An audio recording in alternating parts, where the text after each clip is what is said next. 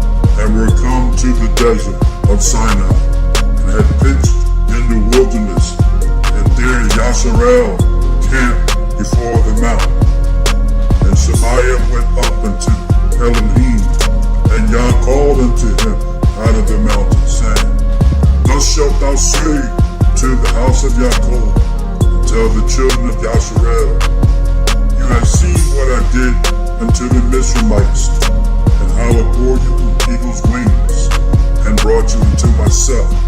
Now therefore, if you will obey my voice indeed, and keep my covenant, then you shall be a peculiar treasure unto me, above all people, for all the earth is mine. You shall be unto me a kingdom of priests, and a Kodesh nation.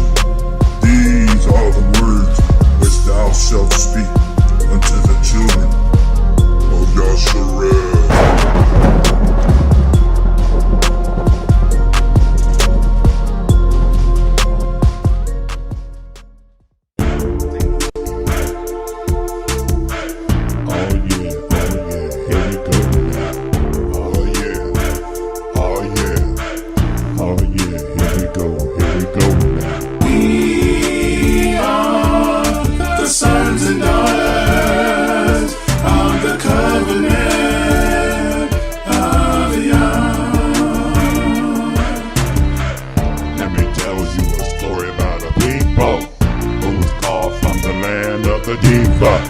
God promised he would give us a kingdom. We disobeyed and fell into a syndrome. We are the sons and daughters of the covenant of Yah. God said in the lands of our captivity, when we return, he will give us liberty. Return back to our land of nativity, kingdom of peace for the whole wide world to see. Oh yeah. Here we go now.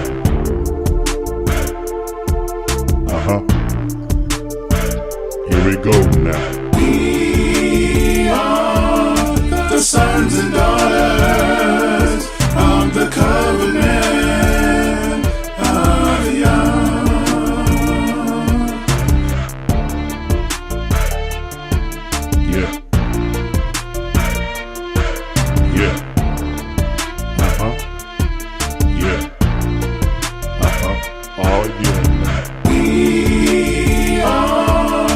Sons and daughters of the covenant of Yah. We will reign for 1,000 years with him. Kings and priests having God's law with him. We will pay for the trials and tribulations. That's when the world will pay us our full reparation.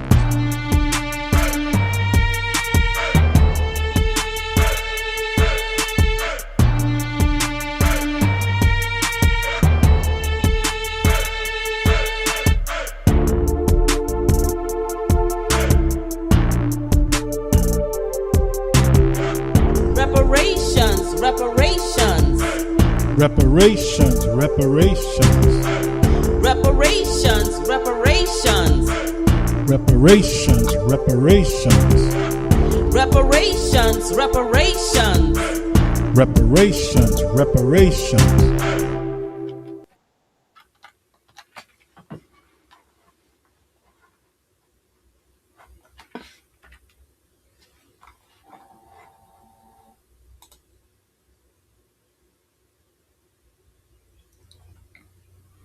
All right, Shabbat Shalom, brothers and sisters. Pardon me. I was gonna play some music, but I didn't start up my. So those of y'all that want to hear some praise and worship, y'all hang around to the end, and I'll do some praise and worship. But this is Shabbat, so y'all should already be in the zone, right? I wake up in the zone, so I'm already up in the altitude in the spirit realm. But anyway, preferably you all had a good week. And let me just make sure my audio is coming through here right quick. Tune in as we endeavor to go on our way to the Pesach celebration just a few weeks from now.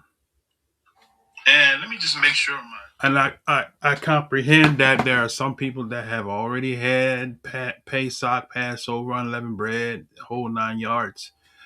But hey, it's not a battle of who has the right date or who's right or who's wrong. It's just the fact that you are attempting to return to the covenant, and that's all the Most High is requiring of us at this time. So let's not get into a battle, into a fight with people who have various different calculation methods of how to calculate the new year.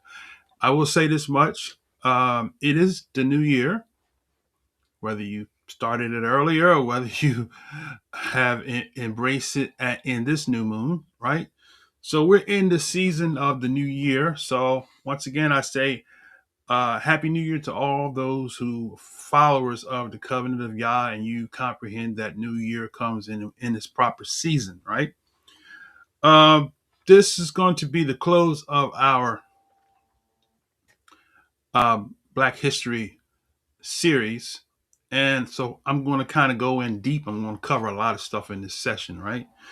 Then because we want to kind of branch into to the season of Pesach, so we can kind of talk about unleavened bread, the significance of it, what does it represent, what does it mean to the Most High, what does it mean to us as covenant sons and daughters, as well as what will it do for us if we participate. What are the symbolisms and all that? We're going to talk about that next Shabbat.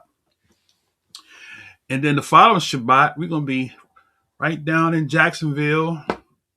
I call him my big brother. He's a year younger than me, but I always call him the big brother.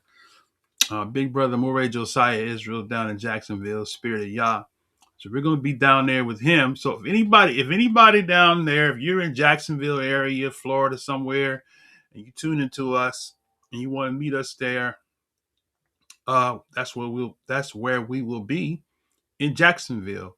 That will be the first week, which is the Pesach, unleavened bread, first day. And I know people have different calculation dates, but it will be the weekend of the first, the weekend of the first. So we'll be there in Jacksonville, Florida, the weekend of the first, right? So we'll be there during the opening of unleavened bread, day 1 through the Shabbat. So I'll be there to the end of the Shabbat, and I'll be taking flight back to Eastern Shore, Maryland, where I am now, and then my birthday's coming up the same week, and so that particular Shabbat I will take a break from streaming, right? So the Shabbat that will be the following weekend, just for clarity's sake, right? The date for Jacksonville is, if you go to your Google, let me see if I can do it this way here. Google, let me go to my Google map just for clarity's sake. Okay, Google, I said map, not Google map. Google calendar is what I meant to say. So let me see if I can bring this up on the screen here.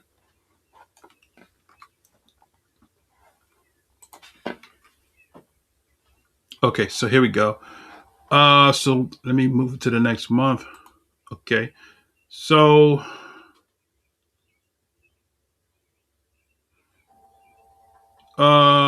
it will be, I will be in Jacksonville Thursday. Okay, so we got the second, and I know people have different dates. I don't know. I don't want to get into a battle of whether it's the first or second, but I'm going to be fellowship with Moray Josiah. So at Thursday, at going down with the sun, is going to be the start of the first day of unleavened bread, that based on the calendar calculation from Moray Josiah. Okay, so the second, I'll be there the second.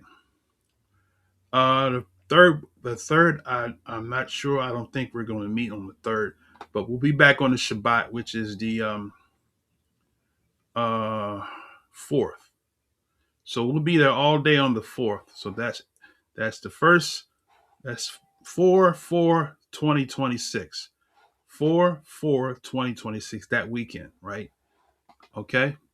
So if you are in uh Jacksonville, even Atlanta, if you're in Atlanta, Atlanta's a hop, skip, and a jump. So if you're in Atlanta, you want to come down and fellowship with us, let us know you're coming because there's going to be a meal there. So we want to make sure that we have proper accommodations for people that's coming. And if you come in and bring a dish, I know Maury Josiah would appreciate it, would love that. So if you're coming, you might be a vegan. You might have a vegan pasta, Rasta pasta. I like the Rasta pasta there. Rasta pasta doesn't have leaven in it, I don't think. Depends on how you make it. Okay. So if you're coming, just reach out to me. My phone number is 443-480-3166. So if you want to come down and celebrate with us that week or the weekend, you might not be able to make it for that second, but maybe you can make it down for the 4th, right? So 4/4/2026. If you want to meet us there, we'll be there in Jacksonville, and that we will be streaming live on Maury Josiah's channel that day. I will not be streaming on the 4th, okay, from this channel. Okay, we'll be streaming from his channel. For the most part, I may upload if time permits the stream for later on. But I do know, like I said, the following week, which is going to be the weekend of the 11th, I'll be out of town for my birthday. Praise the Most High. I will be 62. The Most High let me see 62 years young. And I'm about to have my youth renewed. So if you're in Florida, anywhere in Florida, Orlando, Atlanta, South Carolina, if you in the South Carolina area and you want to come, we invite you to come. Right? We're one family. You don't have to be a part of a particular camp to be able to feel. Maury Josiah and I are like that now. So other people might be different. We don't want to know whose camp you're a part of and who's your Maury and all of that. None of that matters because when you are a son and daughter of the covenant and we fellowship together, that's it. Right? No isms, no schisms. Right? So with that said, brothers and sisters, hallelujah.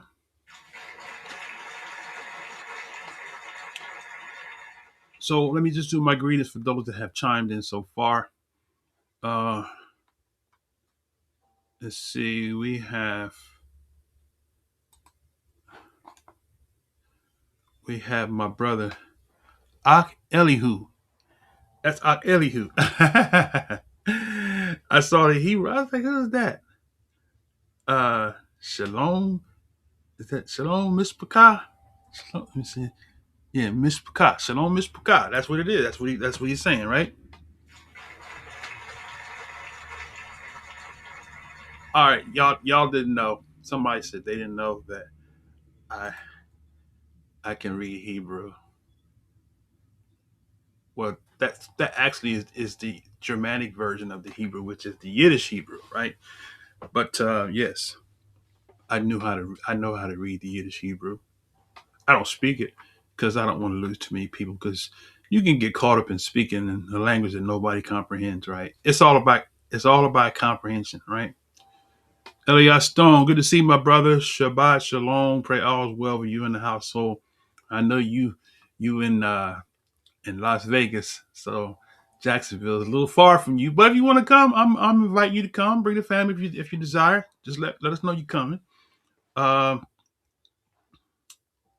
And see who's this. That's it. So far, Ox Smitty's here. Ox Smitty, Shabbat Shalom, my brother. Good to see you on this blessed Shabbat. Pray all is well with you and your household. Also, the sons of Yaakov is here. Shabbat Shalom. That's right. To the house. The house. Everybody's in the house today.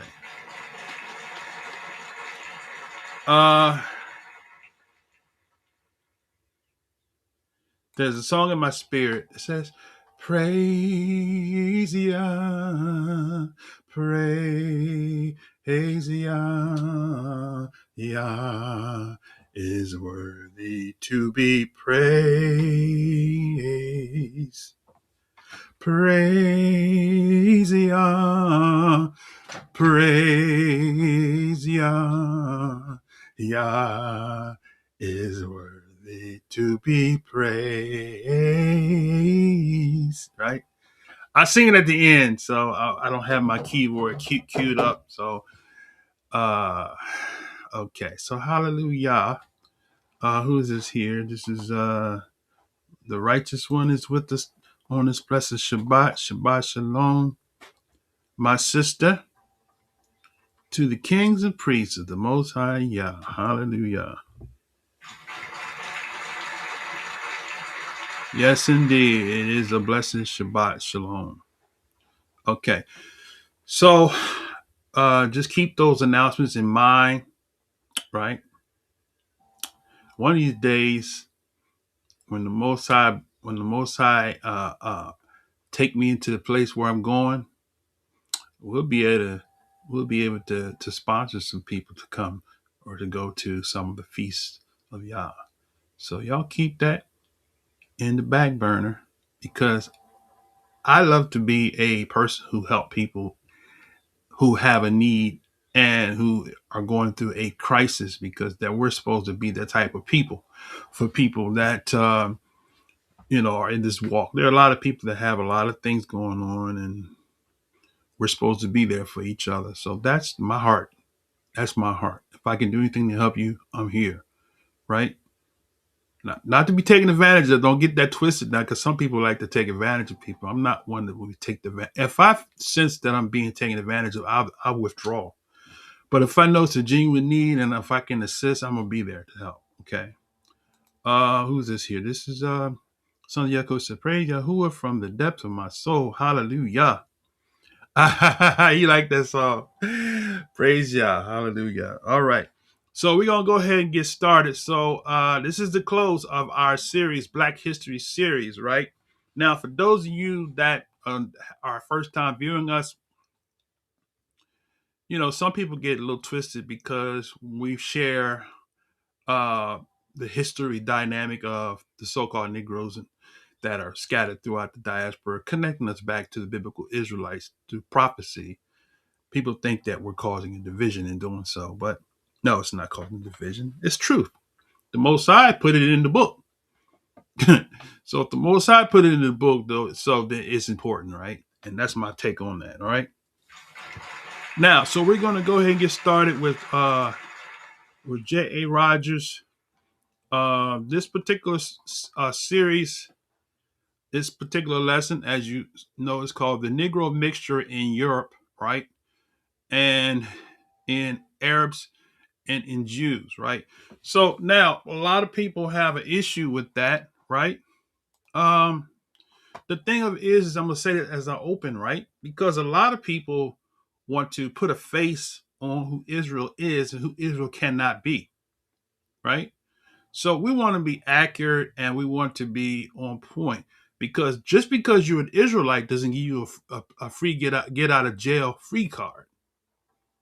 If you don't return to the covenant, you could be an Israelite. That's basically you just an Israelite that's disobedient, right? So it's all about. Let me open with this here, and then we're gonna go ahead and get into the book. So let's go to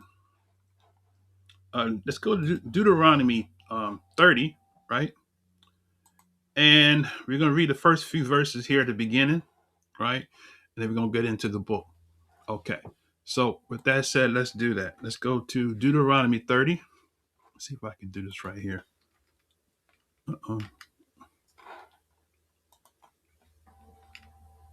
Okay, here we go. So we're going to start at Deuteronomy 30, verse 1. Deuteronomy 30, verse 1. And it shall come to pass when all these things come upon thee, the blessings and the curse which I have set before thee, and thou shalt call them to mind among all the nations, whither Yahuwah, Yahweh, thy Elohim have driven thee, right? Now, just a little side note, look at that word driven, right? You'll see the word nadak. Nadak is the word which means to be pushed off, right? Or to be expelled, misled, to strike, to inflict, right? So now, from the dynamic of the meaning of the diaspora, I say this, and some people disagree, but that's fine. You could disagree. Every Israelite that went into captivity didn't come in the transatlantic slave trade. Some never made it to the shores of America. They're in other lands. Some went, and this would, I like what Jay Rogers breaks it down. Some people went in as slaves. Some people went as free men into the other nations, because that word there actually tells you that word driven, the word nadak. Let's bring it back up again. That word nadak in the Hebrew means to be pushed off, right? To be forced out, right? And now what I want to bring into the picture, right, is that this is going to kind of be incorporated in the sharing today. Is people always quote Barboat's book, Barboat. I think I said it right. Barboat. The T is silent, I believe. Barboat, right? So I'm gonna bring it up real quick because people always quote this. I'm gonna come back to this later on in the session. But this is the book. I'll give you the link so you can have it. I'm sorry, not Barboat, Ogilvy. Getting my people mixed up here. This is Ogilvy's book, and this is what Ogilvy says on page 34 of the book. You can click that link and you can get a copy of that book. You can download it to your phone, iPhone, Samsung, Android, on your PC. You can download it on your PC and you have it.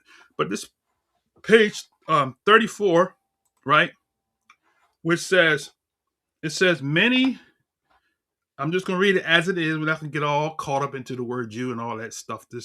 I'm just going to read it at face value what it says. If this is page 34. The book is entitled Africa Being an Accurate Description, written in 1670 by John Ogilvy, right? On page 34, he says, many Jews also are scattered over this region. Okay?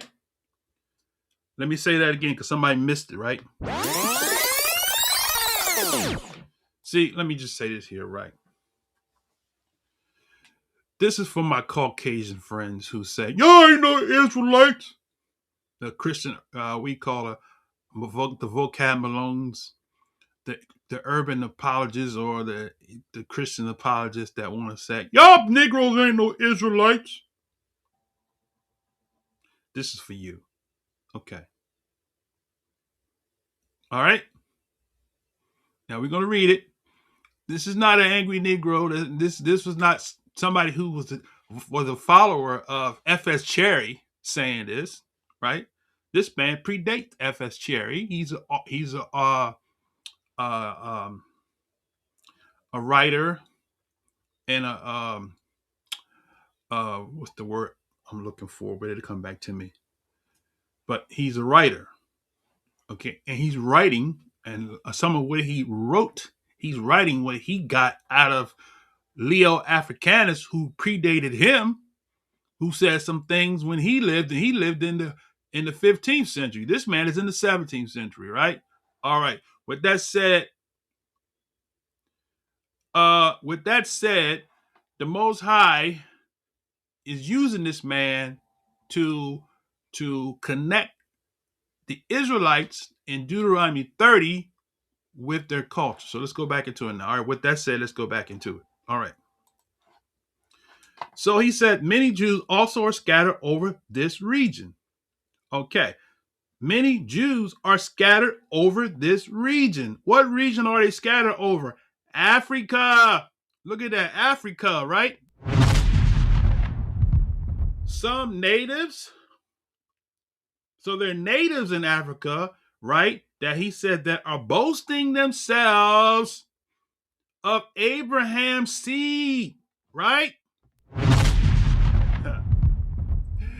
These brothers are boasting themselves and saying that they are Abraham's seed in Africa. So for Cab Malones and all of y'all that want to say, oh, y'all Negroes are not Israelites, right? Here's a man by the name of John Ogilvy who's telling you what he himself discovered by talking to the natives there who's declaring that they are the seed of Abraham. And he's not talking about they're the spiritual seed of Abraham, right? We do know that Abraham had a wife after Sarai passed, and she gave birth to sons. And according to Leo Africanus, the continent of Africa was named after one of them, right?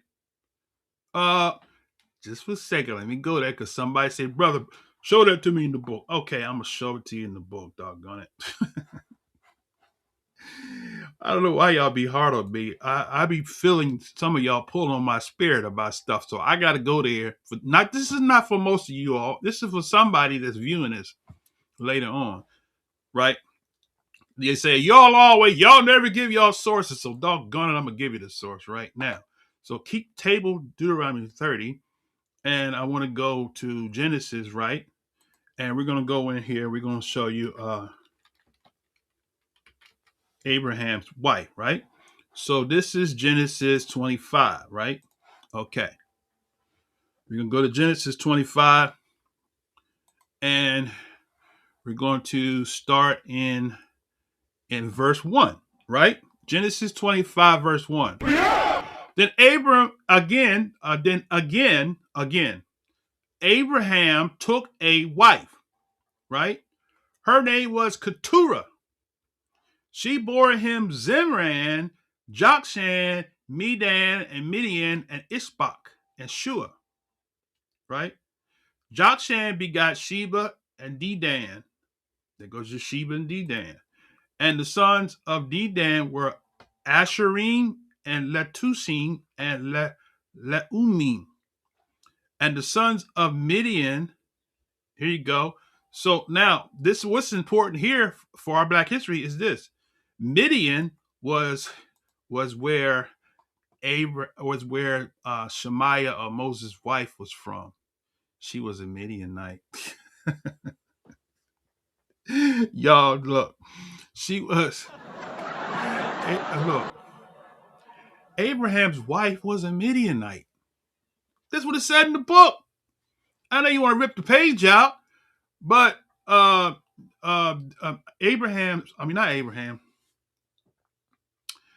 Moses, Shemaiah's wife, was a Midianite. Her father was Jethro, who was a Midianite, who taught him how to be a priest. We covered that in the previous lesson. It was Jethro that taught Shemaiah how to be a priest. Who taught him? Abraham taught him, brothers and sisters. Who taught Abraham? If y'all go back to the lesson we did a while back, right? Shem taught Abraham how to be a priest. So, and I won't go off to another lesson, but Abraham operated in the Abraham and the Melchizedek order of priesthood because why? It was ordained for the first man created in the earth, Adam, to be a priest to the earth, to teach his sons and daughters how to be priests, right?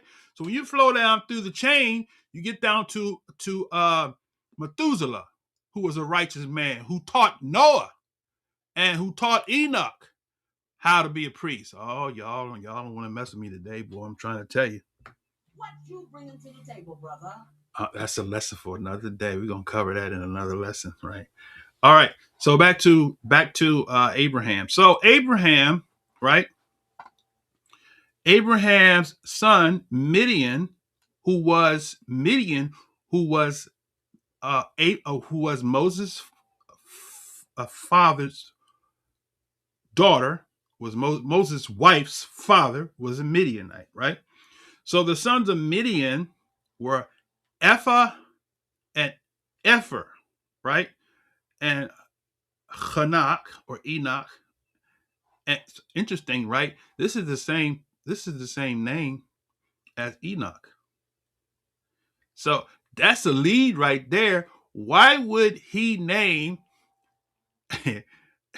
his son Enoch? Huh?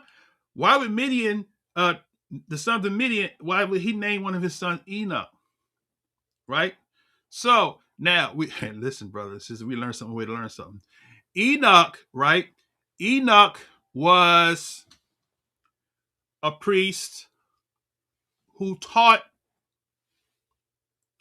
Abraham, right? Enoch, uh, Methuselah, Lamech, right? All of them were taught how to be a priest by Shem, right? Now, I gotta leave out of that because I'll be going on a whole. I'll be going way out there in the. I'll be launching. I'll be leaving some of y'all in the shallow water. I'm out in the deep, so I'm not gonna go there. So let's table that for now. All right.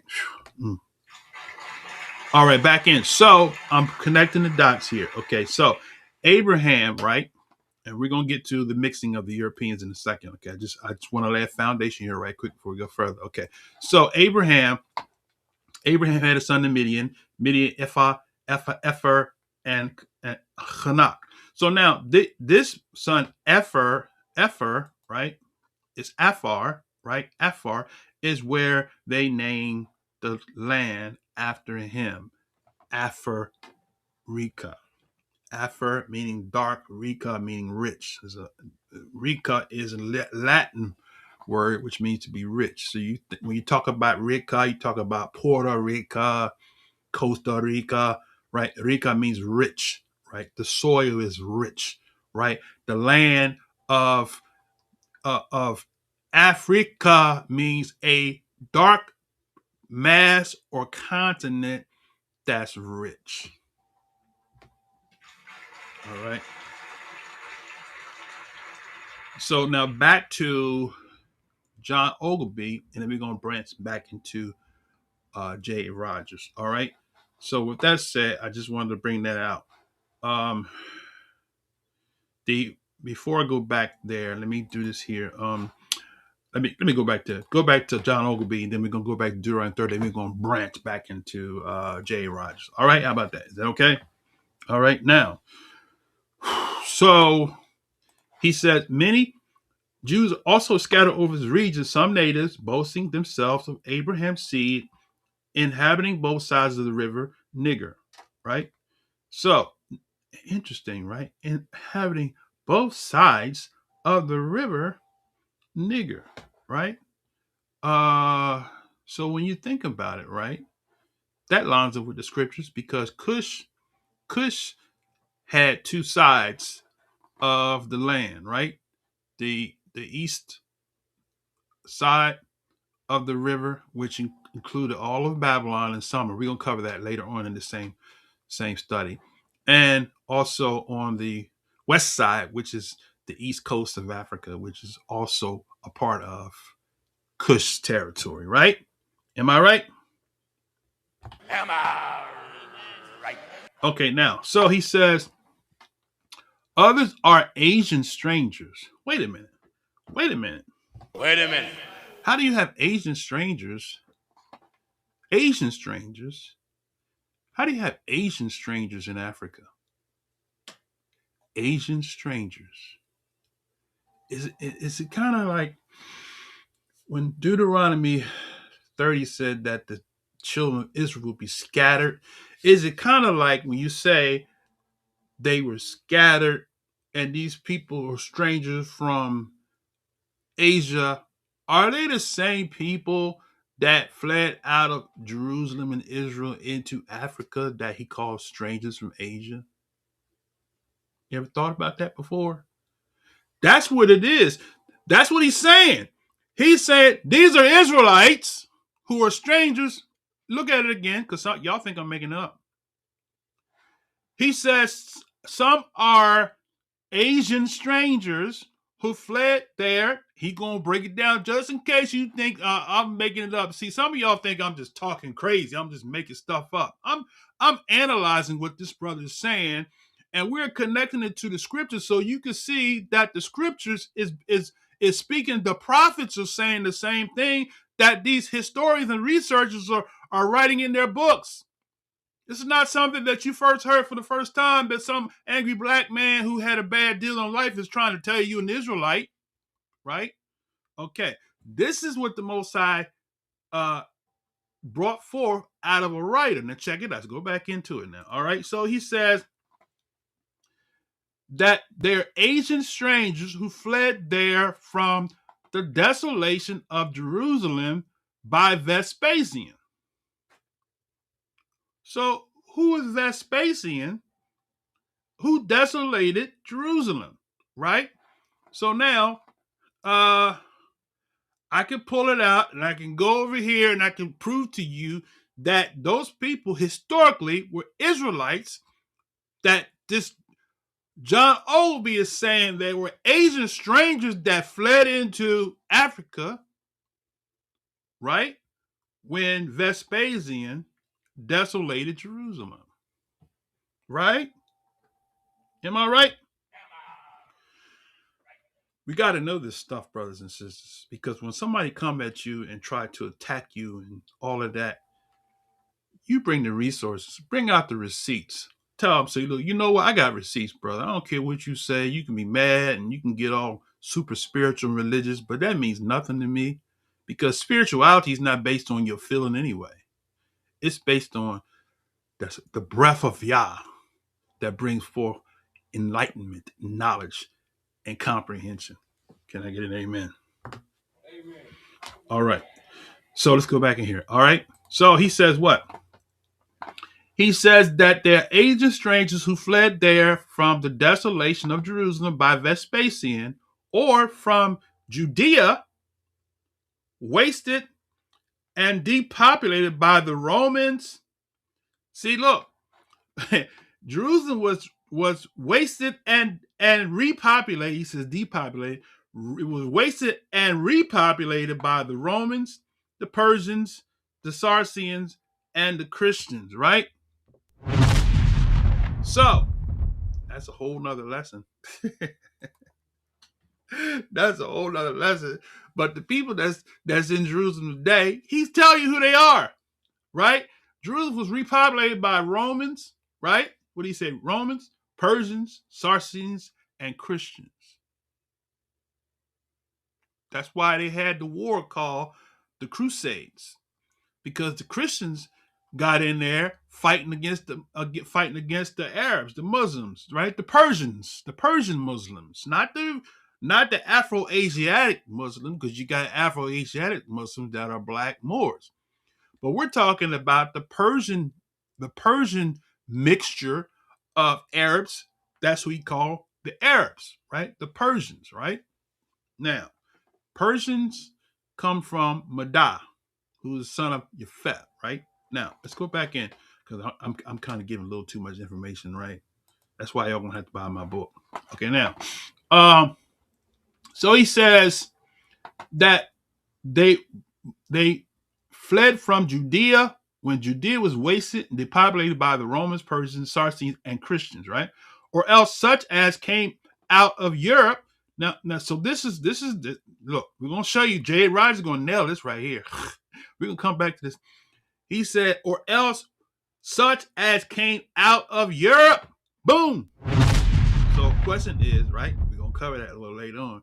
The question is, how did they get to Europe? Huh? You want to know? Inquiring minds want to know? Jay Wright's going to explain to you how they got there, right? So he said they came out of Europe. Watch what he said, Shane. Let's go back in here because there's some good stuff here. Y'all better download this book. Okay, here we go. He says they came out of where we at? Else such as came out of Europe, whence they were banished. So they were banished out of Europe. We're gonna read that a little later on today. Out of some parts of Italy in 1342, right?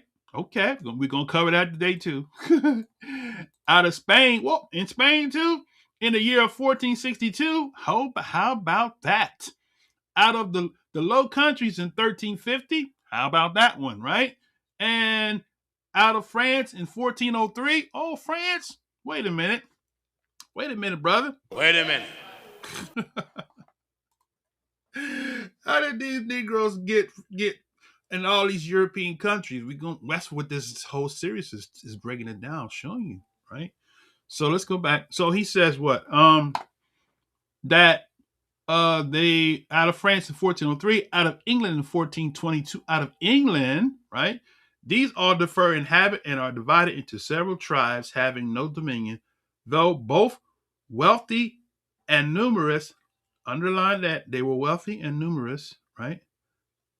In other words, this debunks that we in the lands of captivity, so we can't have nothing, right? He said they were wealthy and numerous.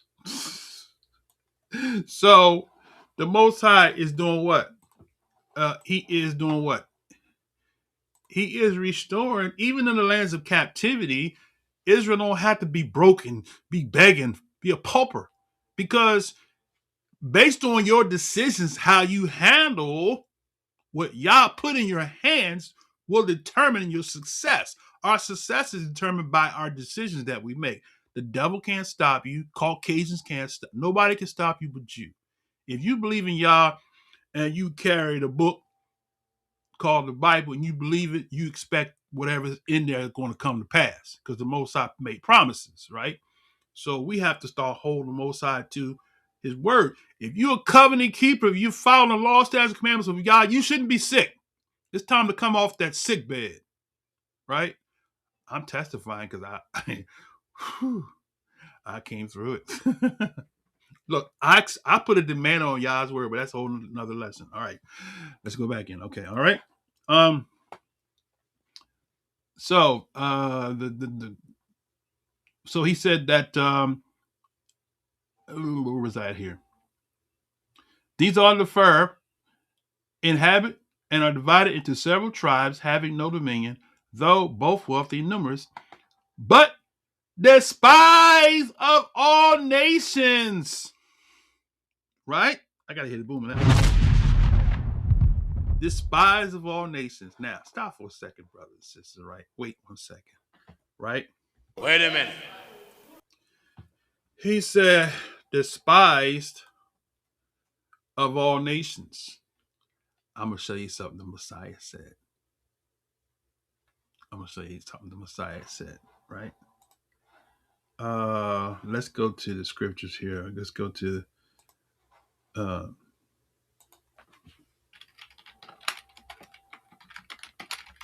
it just came in my mind. Okay. So this is Matthew 24, right? Matthew 24 and verse 9. Okay. So Matthew 24 and verse 9.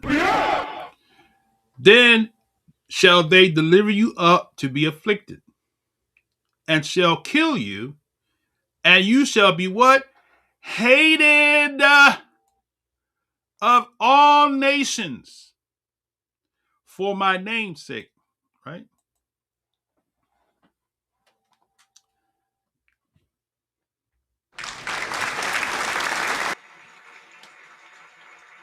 Did Yahshua nail it? He nailed it. He nailed it, right? Now, Ogilvy, I keep saying Barbeau. He's on my mind this morning. Ogilvy brought it out because Ogilvy said that they will be despised of all nations, right? So, look at what he said, right?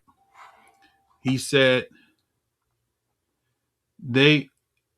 but despised of all nations and so abominated by the Turks. We're gonna cover that.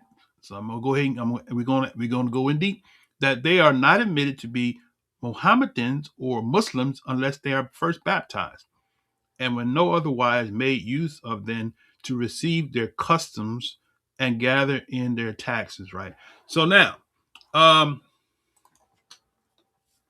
as we branch back right into J. Rogers. Let's flip back to Deuteronomy 30 where I started, and then we're going to go into J. Rogers, because J. Rogers basically operated as a prophet through his writings, connecting the scriptures to the diaspora of the people of the book. Boy, that brother was deep, brother. I'm trying to tell y'all, that J.A. Rogers he was a beast in his writing, man. Whew, man.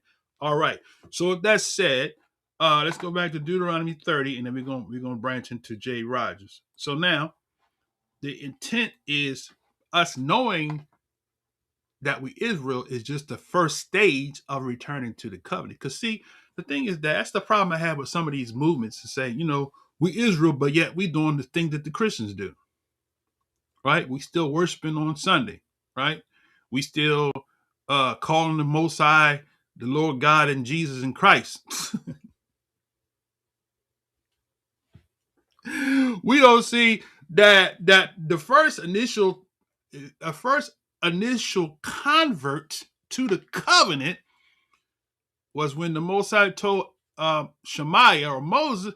He said, I want to know what's his name, because they're gonna ask me, what is this Elohim's name? And he gave him the name YHWH, pronounced Yahweh, Yahuwah, some people say, some, whatever. But he said, this is my name forever. Right. So in returning to the covenant is returning to the person who is, people always say, oh, bless the name of the Lord. What is his name? Right. And the scripture said, what's his son's name? Right. All right. So now, with that said, we go back to Deuteronomy 30. Right. And let me see if I can flip it back here. Okay. He says, shall come to pass when all these things that come upon thee, the blessings and the curse, I have set before thee among and called them to mind among all the nations, right? All the nations. So we're not just in one nation. America, United States is one nation. He says in all the nations where Yah have driven thee, right? There goes that word, nadah. And you shall return to Yah. This is what's required. Not you knowing you're a physical DNA descendant or a part of the house of Israel, but you're returning to the covenant. That's the whole thing. That's what this whole premise is about. Returning to the covenant of Yah, not returning to your identity, right? Identity does nothing for you. You have to return because the Most High made some promises to those who keep the covenant, right? Now, let's go. I'm getting excited today. Okay, all right. It's got my preacher on today. All right. He says, shall return to Yah and shall obey his voice. Okay, so it's all about obedience, according to all that I command thee this day. Right? What did he command? Right? That thou and thy children with all thy heart, with all thy soul. Right? Right? So he said the kicker is returning to the covenant. Right? Returning to Yah, right? And obeying his voice.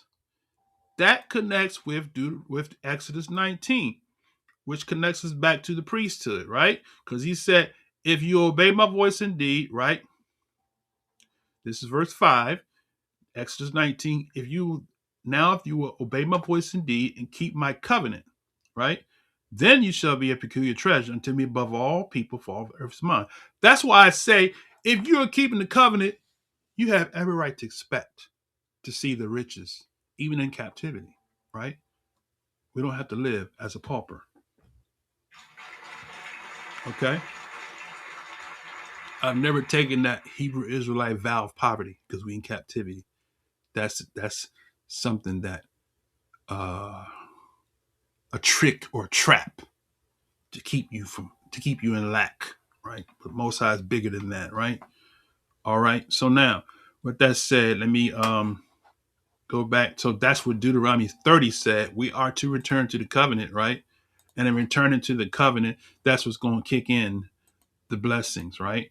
So he says, then Yah will turn thy captivity, because that's what the millennial kingdom is about, and have compassion upon thee, will return and gather thee from all the nations where Yah have scattered thee. If any of thine be driven out to the outmost parts of heaven, from there Yah will gather thee, and from there Yah will fetch thee. He will bring thee in and he will circumcise thine heart. So that's the spiritual and literal circumcision, and thy heart of thy seed to love Yah with all thy heart that and with all thy soul that thou may live. That's what it's all about, right? So when you struggling and suffering financially and you can't you barely having the ends meet, you're outside of that promise. You're outside of that promise. You better hold the Most High to what He said. You walking in His law, statutes, commandments. I have an expectation. It's an instruction. If I do this, this is going to happen, right? Okay. Tell an airline pilot when he goes in that runway and pulls off and follows the laws of thrust and lift, that plane going up. It better go up because there's a law that goes into effect. The law works whether you believe it or not. It's not about whether you believe it. It's a law. If you practice, oh my goodness, y'all.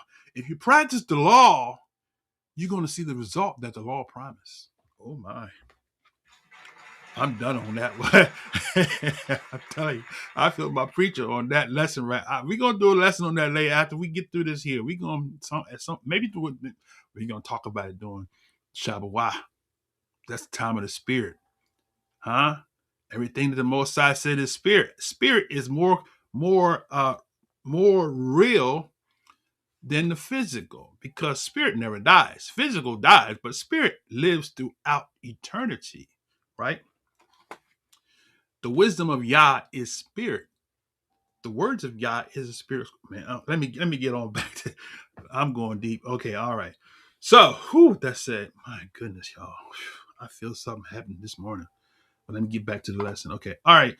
So, into J. Rogers. So we're going to talk about as we go forward. So this is the time. Let me just kind of take a breath, take a breather to get my wind back, y'all.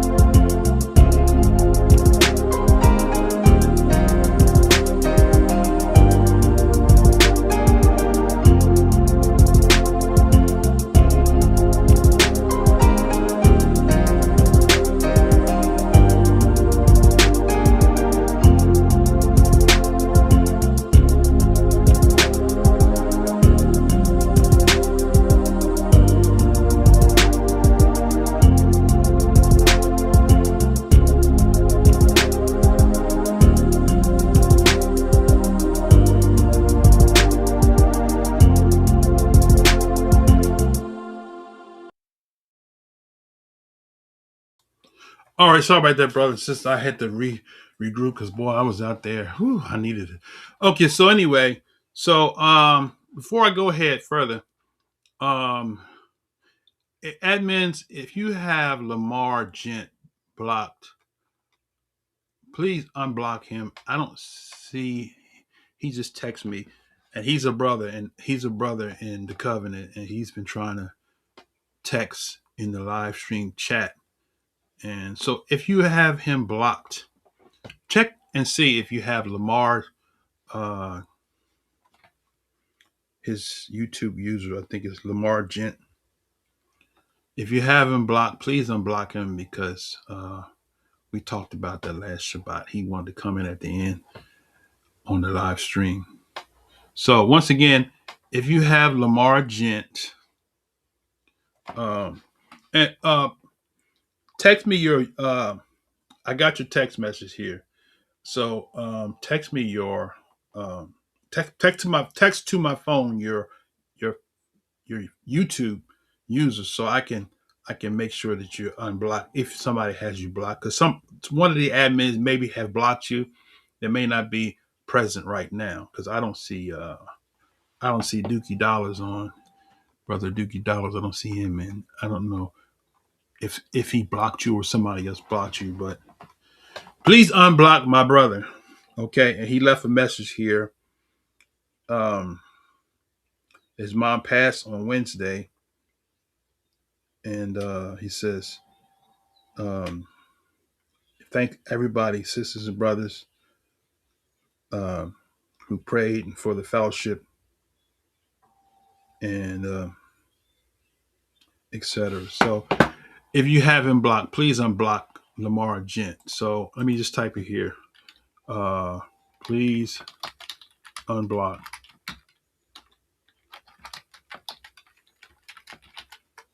Okay, if you have him blocked.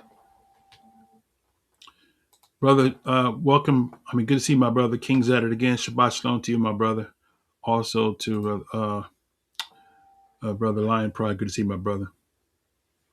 Exactly, absolutely. All right, so into J. Rogers. Okay, so now into J. A. Rogers.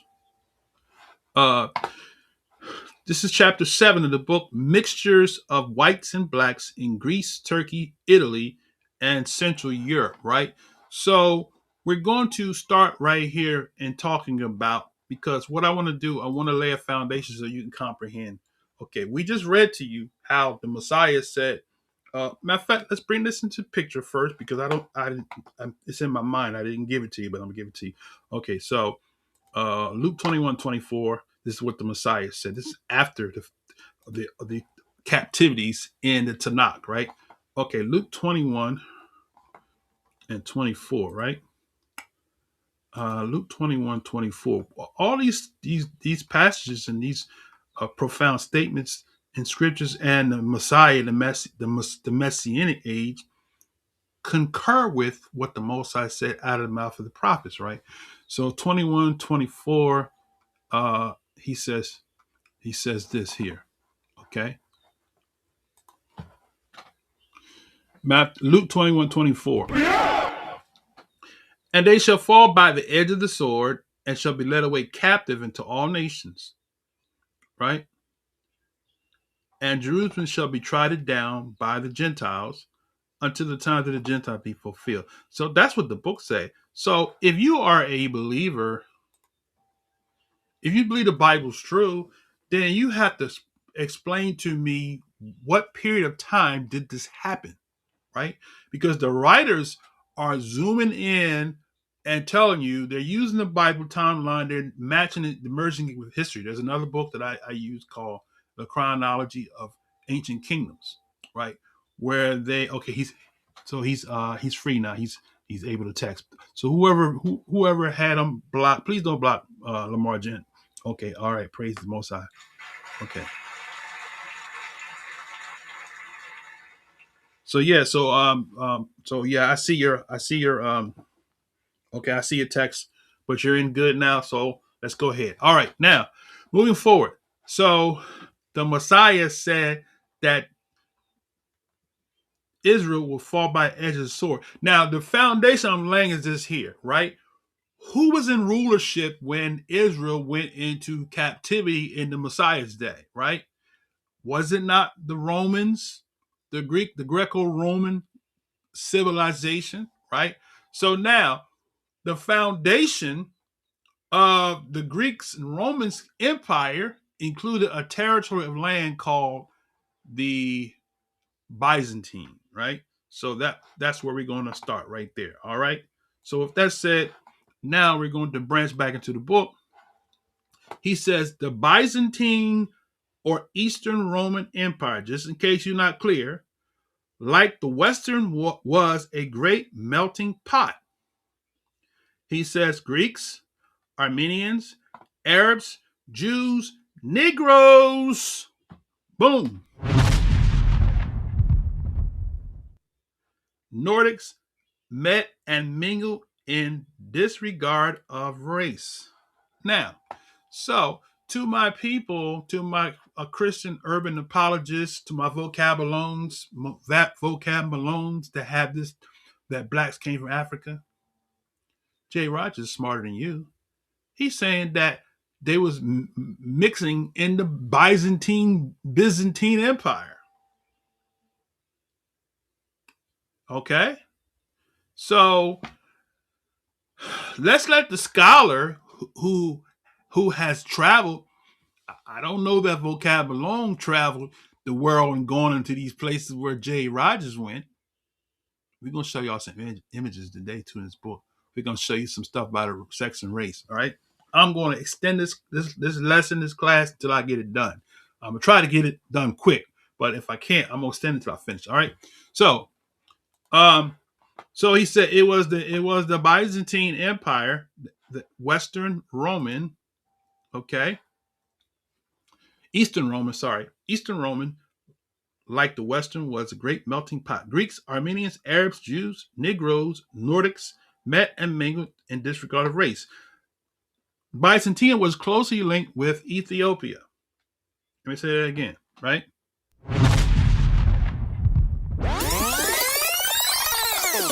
Byzantium was closely linked with Ethiopia.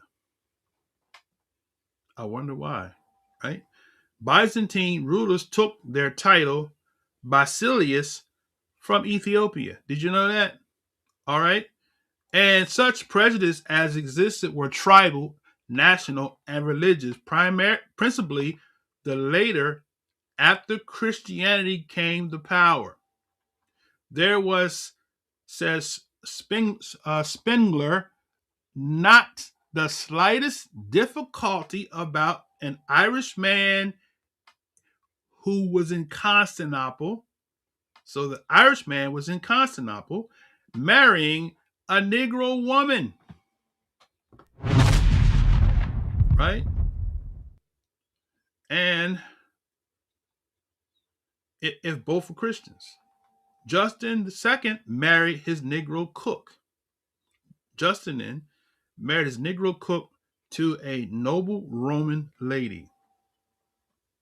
So wait a minute here, brother. Wait a minute.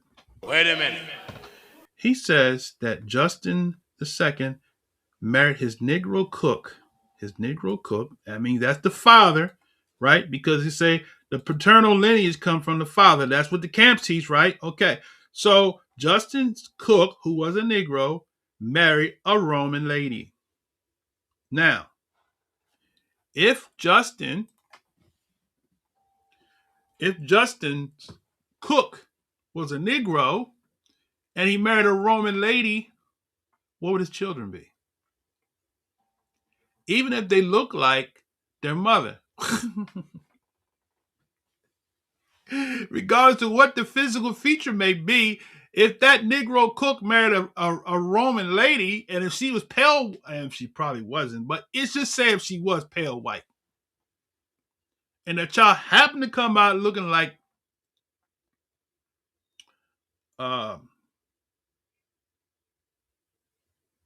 who's a good example? Looking like Kim Kardashian.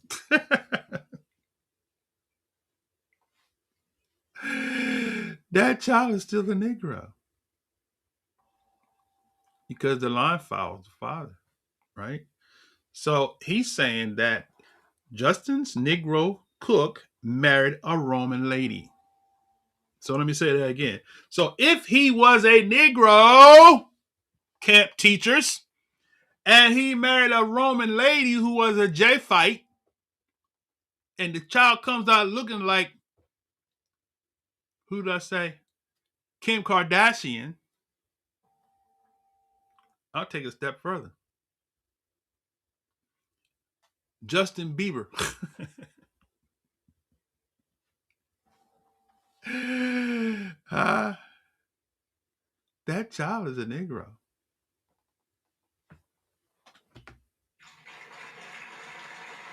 So it's not about what that child looked like on the exterior. See, that's where we get caught up with looking at the physical features.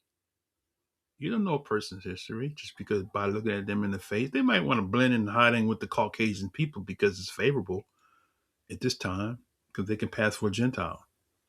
Right? All right, back to the book. Okay. So he says,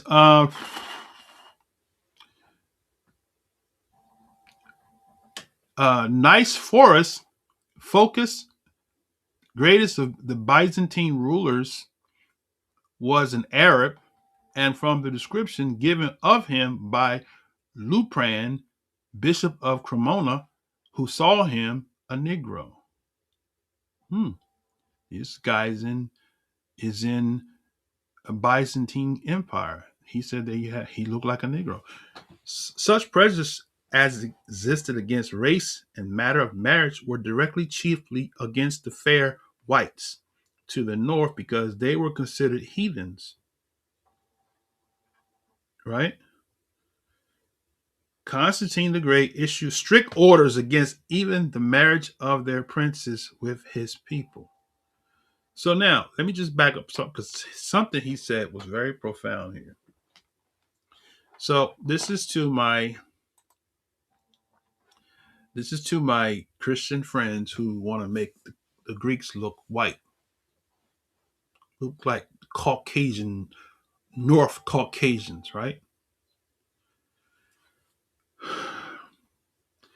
Jay Rogers says right here, he says that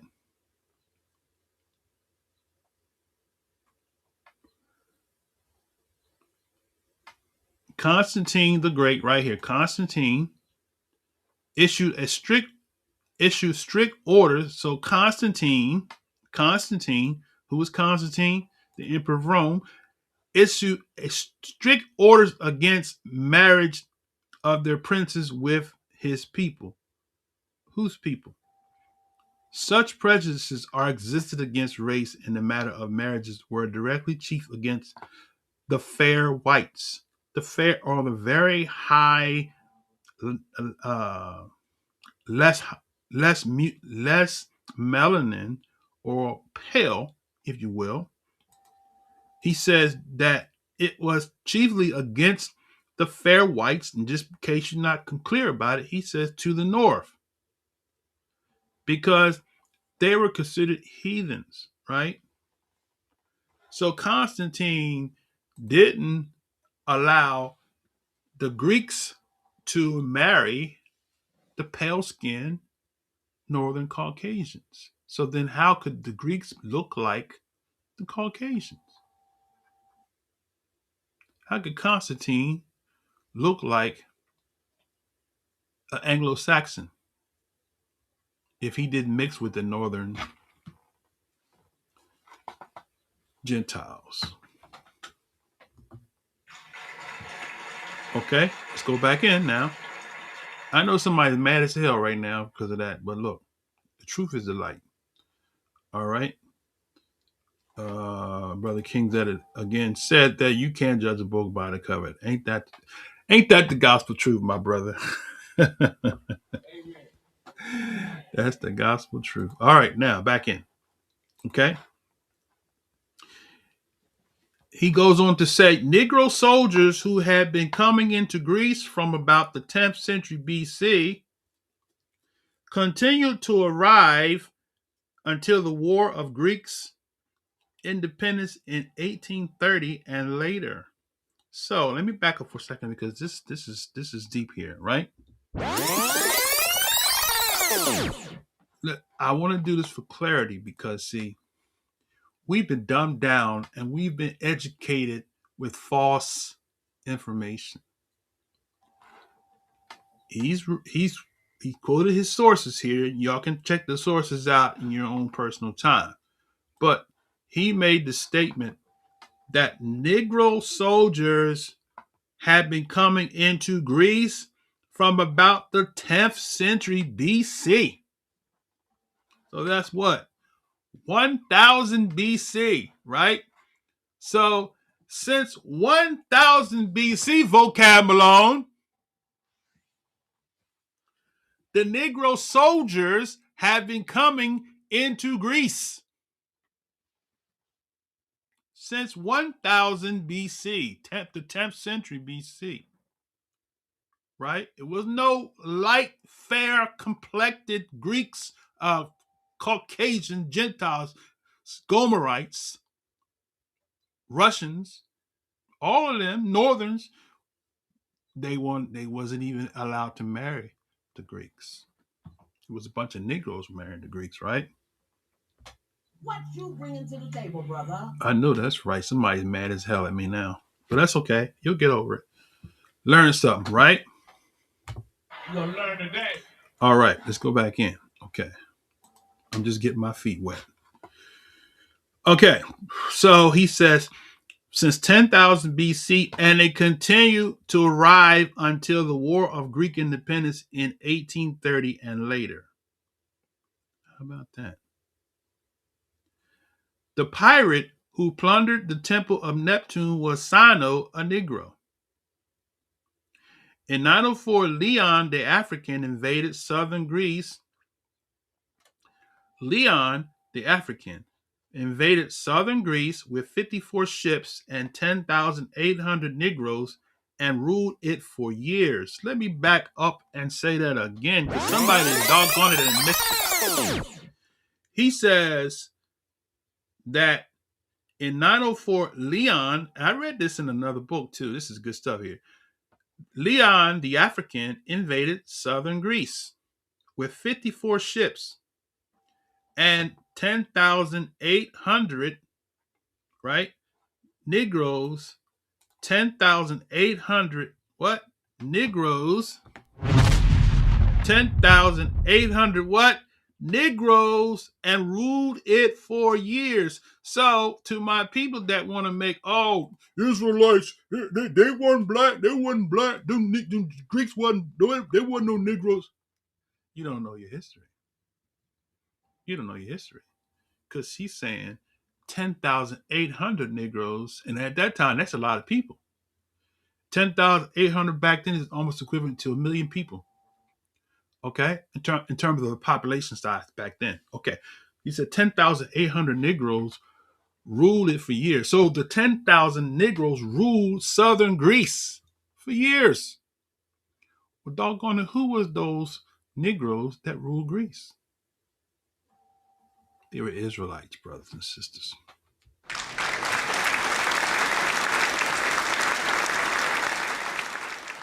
Okay, let's go back. All right.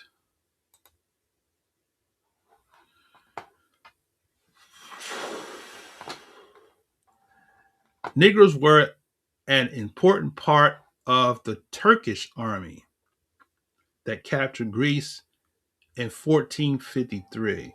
So now you got 1453. The Negroes were part of the Turks, who are descendants of Japheth, right? They captured Greece in 1453. It was a gigantic Negro named Hassan, who was the first to mount the walls of Constantinople during its siege. Then it says the Turks ruled Greece for the next 4 centuries. Under them, blacks and mulattoes held high positions in the army and navy and had harems of who? White women and black women. Boom! It said there was no color prejudice. Now and then. It's supposed to be then. It's a then. Now and then. An unmixing black man rose to be ruler in all but name. He was generally a eunuch. We read about eunuchs in the book, right? He was generally a eunuch, the Kislar, Agassi, or head of the harem. He was a prince of what? Okay, look at these pictures here. We're going to go to the next page. This is a picture of slave market by J.L. Jerome, 824 to 1904. Negroes and whites being sold together. Okay, I got to kind of move fast because some of these pictures, I don't want YouTube to flag up because they'll cut a segment out. Okay, all right. Turkish Sultan with his Negro favorite, right? I think I might have showed this before, but anyway. So the empire and the governor of sacred cities in Mecca and Medina, and by tradition a Negro, right? So you got Mecca and Medina, Negroes in there.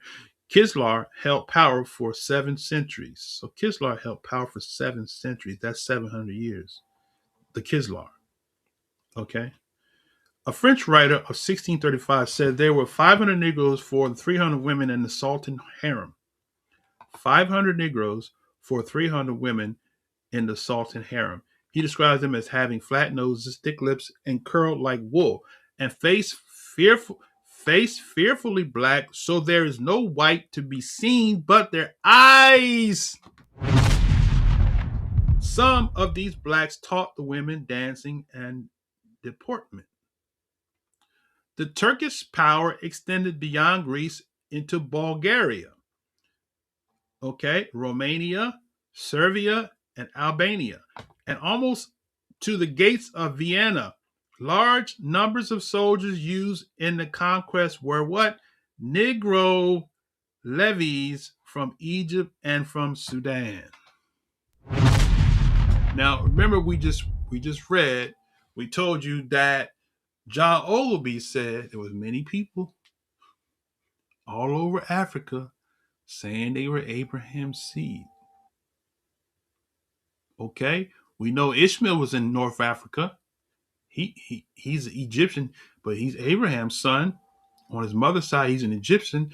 So these are the same people that he's talking about that went into these lands, brothers and sisters, right? Let's go back in, okay?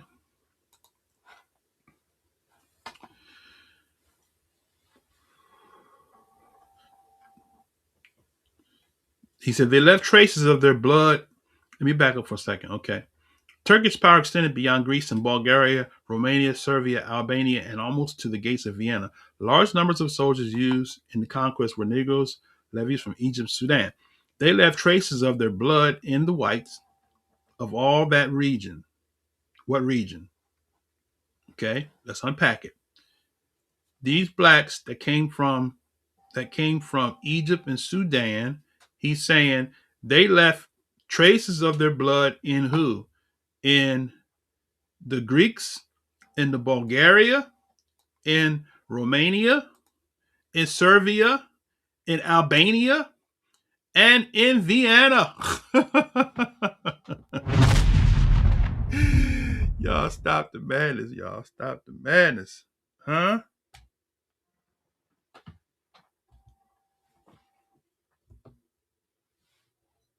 Stop the madness! There we go. Wait a minute. So what? See, I'm telling you, we've been lied to, y'all. We've been lied to. I got a third cousin in Ireland. I'm trying to figure out, how do I have a third cousin in Ireland? That's been bothering me because I'm like, I need to know part of that history. How I got a third cousin in Ireland? Okay. So he said that they left the traces of their blood in all these people, right?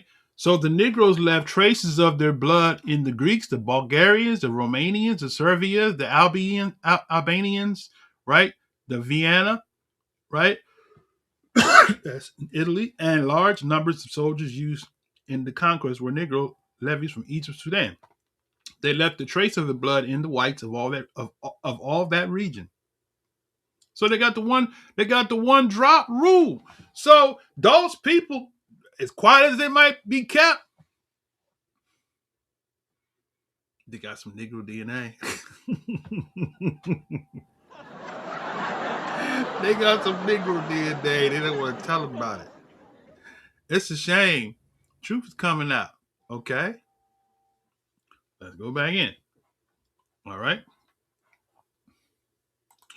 So, in Egypt in 1840. Now we talk about recent time. Now 1840, not too far away, about less than 200 years ago. About less than 200 years ago, right?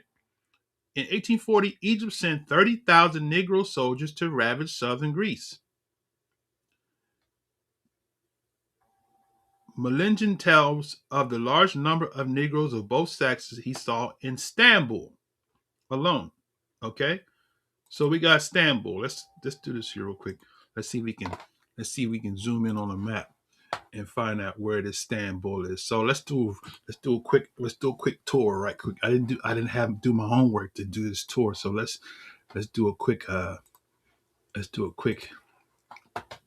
okay.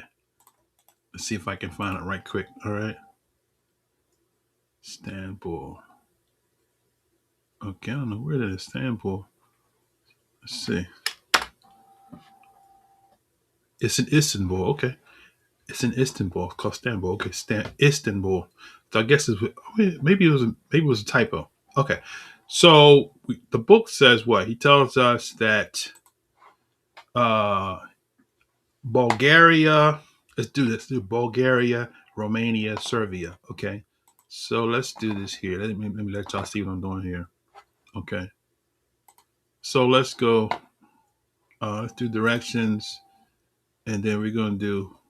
Let's move this up here. Bulgaria. Okay. And let's see. Vienna was another one. Vienna. Okay. So I had for some reason I had Vienna in Italy, but it's up here in near Austria. Okay. So he says Bulgaria and Romania. So let's add them in. Bulgaria and Romania.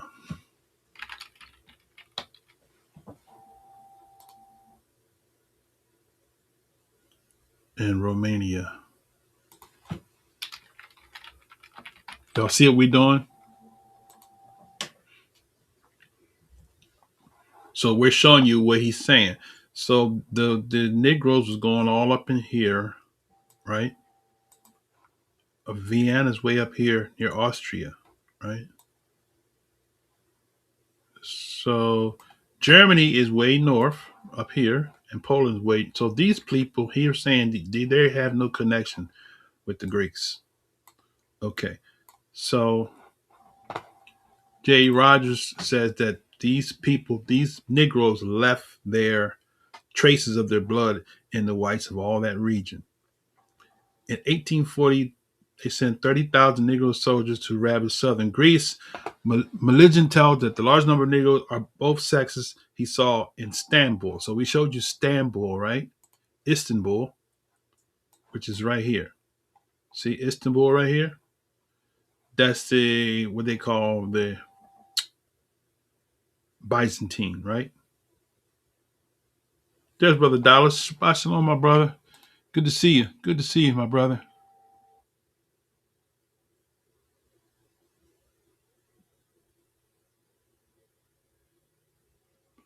Yes. Shabbat shalom, my brother Dookie Dollars. Good to see you, my brother. Lion Price says something. He says he served in Hungary for 6 years, and every one of these countries you mentioned was all part of the U.S.-led consortium built for Ukraine versus Russia. How about that? That's good stuff there, my brother. Military. What branch of the service were you in? Were you in the Marine Corps, Army? Were you a Green Beret? My dad was in the Army. I like the Marine Corps though. I never did make it to the military. I was supposed to go to the Air Force, but I didn't make it. I went to college instead. All right. So back to Nature of the Color Line. So he says, let's go back in here. He says what?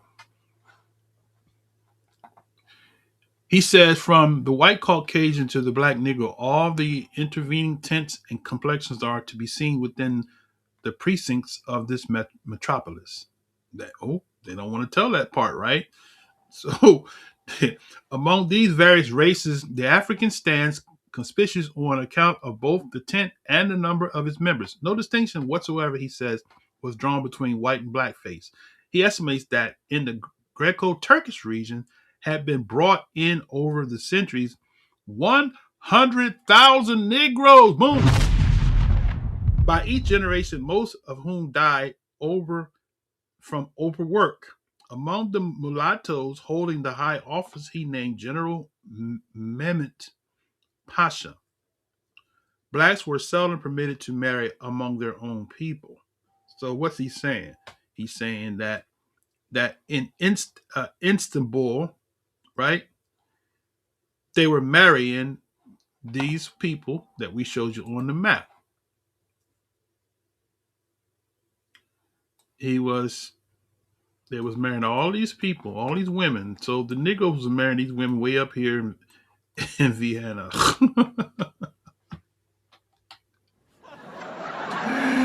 That could explain why I got some cousins in Germany. I got some cousins in Germany.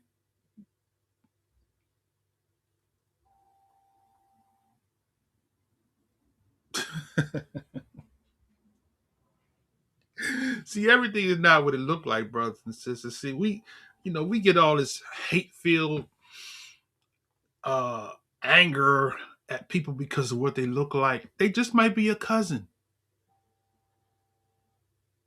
You might be mad as hell at a cousin of yours, and they hating on you, and they don't know that they're your cousin. They don't know we from the same people. Up their tree, they got an African Negro in the paternal line. That's why they got a little bit of that Nigerian DNA or whatever. When they do their ancestors, I don't have any blacks in my family. So I got this percentage of Negro DNA. You got a cousin who don't look like you, right?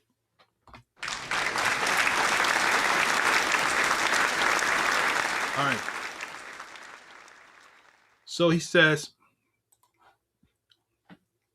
white and Negroes were put up indiscriminately for sale in the Turkish markets. Patrick wrote in the same Sultan. There you go. I'm gonna keep moving because they got some pictures here. I don't want no problem how YouTube. Okay.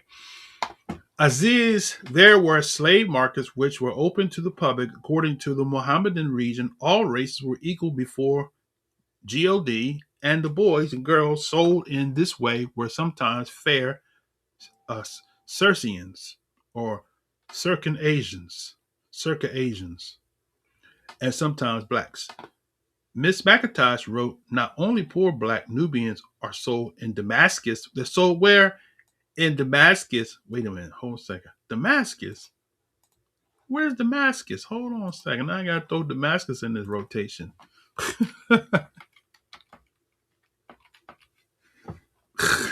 Y'all don't like me. Wait a minute. Okay, there's Damascus. Look. Well, I already knew where it was, but I just want y'all to see. Damascus is in Israel. Look. See? So the dots are being connected, right? So J. Rogers said that what? He said that they were sold. Nubians are sold in Damascus, but white slaves, beautifully circa Asian women. J.L. Stevens, an American diplomat and a strong believer in white racial superiority, wrote of the slave market in Constantinople in 1835. To my surprise, I found there were 20 or 30 white women.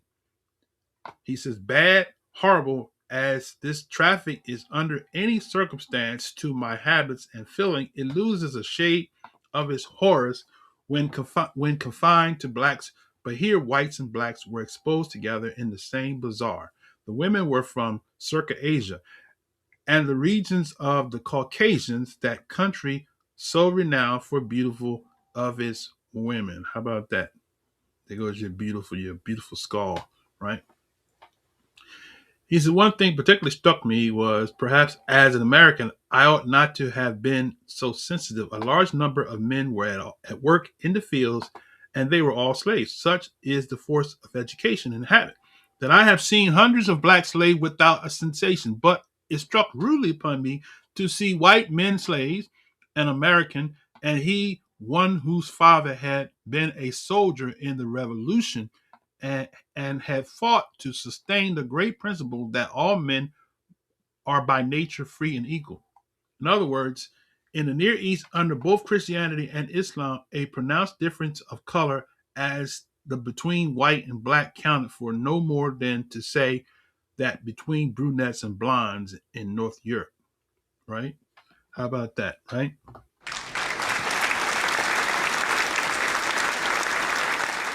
So let's see. That's one I wanted to read. I actually went further. I read more than I wanted to read. Okay. All right. Let me come back on the screen here. Okay. I'm not going to read. It's not my attempt to read the whole book, but I read more than I wanted to read there. Okay. Now let's go to Greece, right? Let's go to Greece. Okay. This is on page 117, right? Page 117 in Greece. Okay. All right. He says, much Negro strain also came into Greece and Turkey through Arabia. Wait a minute a second. Hold up a second. Hold up a second here. Wait a minute. Did y'all hear he said? This is some deep stuff here. This is too much. This is too much, brothers. This is too much. He said that much Negro strains came into Greece and Turkey through Arabia. So now, what is he saying, brothers and sisters? He's saying that the Negroes were in Arabia.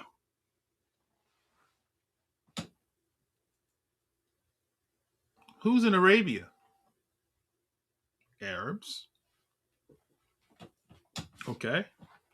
So he said the Negroes were in Arabia, right? They came into Greece and Turkey through Arabia, whose people for many centuries have been much more mulatto than white. The same is true of Egypt and other parts of North Africa, which were once under Turkish rule. Sir Richard Burton, Lawrence of Arabia, and others tell of the absence of color presence among the Arabs and of the leaders who were coal black. So he's saying you had leaders who were coal black. Anybody know what it means to be coal black?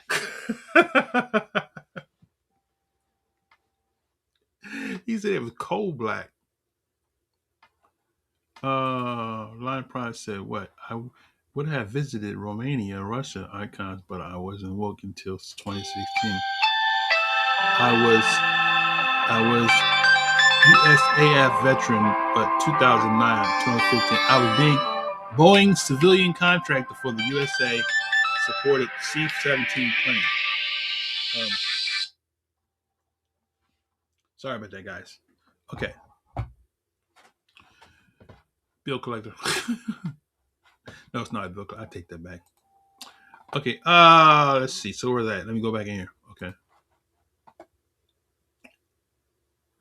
The inflow of Negroes into Italy. So we're doing Greece, Italy. The inflow. This part right here. Y'all look. Y'all got to get this part here, right? This is heavy because this is what shaped where we are today, right? And this is the part of history that they won't tell you, right? Okay. He says, the inflow of Negroes into Italy, which had taken place under the Romans. Let me back that up again. Somebody missed it. See, these guys are prophetic, man. These J.A. Rogers is prophetic, but he's quoting somebody else, so they are prophetic as well. Watch what he says here, right? Watch where they come from. Watch this now. He says, the inflow of Negroes into Italy. So we're talking about Italy now. Italians. The inflow of Negroes into Italy, which had taken place under the Romans and the Moors, continued into the 17th century, which is what, 1600, right? So the Negroes were continually pouring into Italy until the 17th century, or 1601. When did the Italians become white? All right. I don't know what I did here. Let me see what I did. Hold on a second. All right.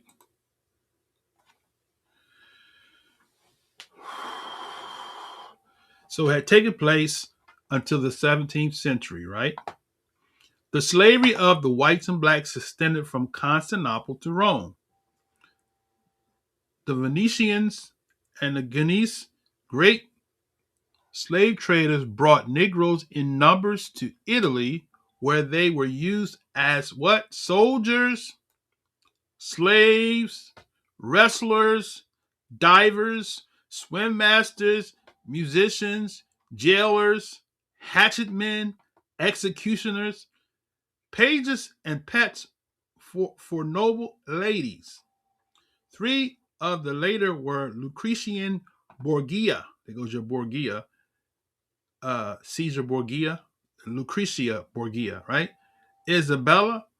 So, okay, that kind of throws a can of worm there. So we see the picture of Caesar Borgia. So that's a false picture because according to him, Caesar Borgia would have had some Negro features because these are Negroes mixed with Romans. But I digress.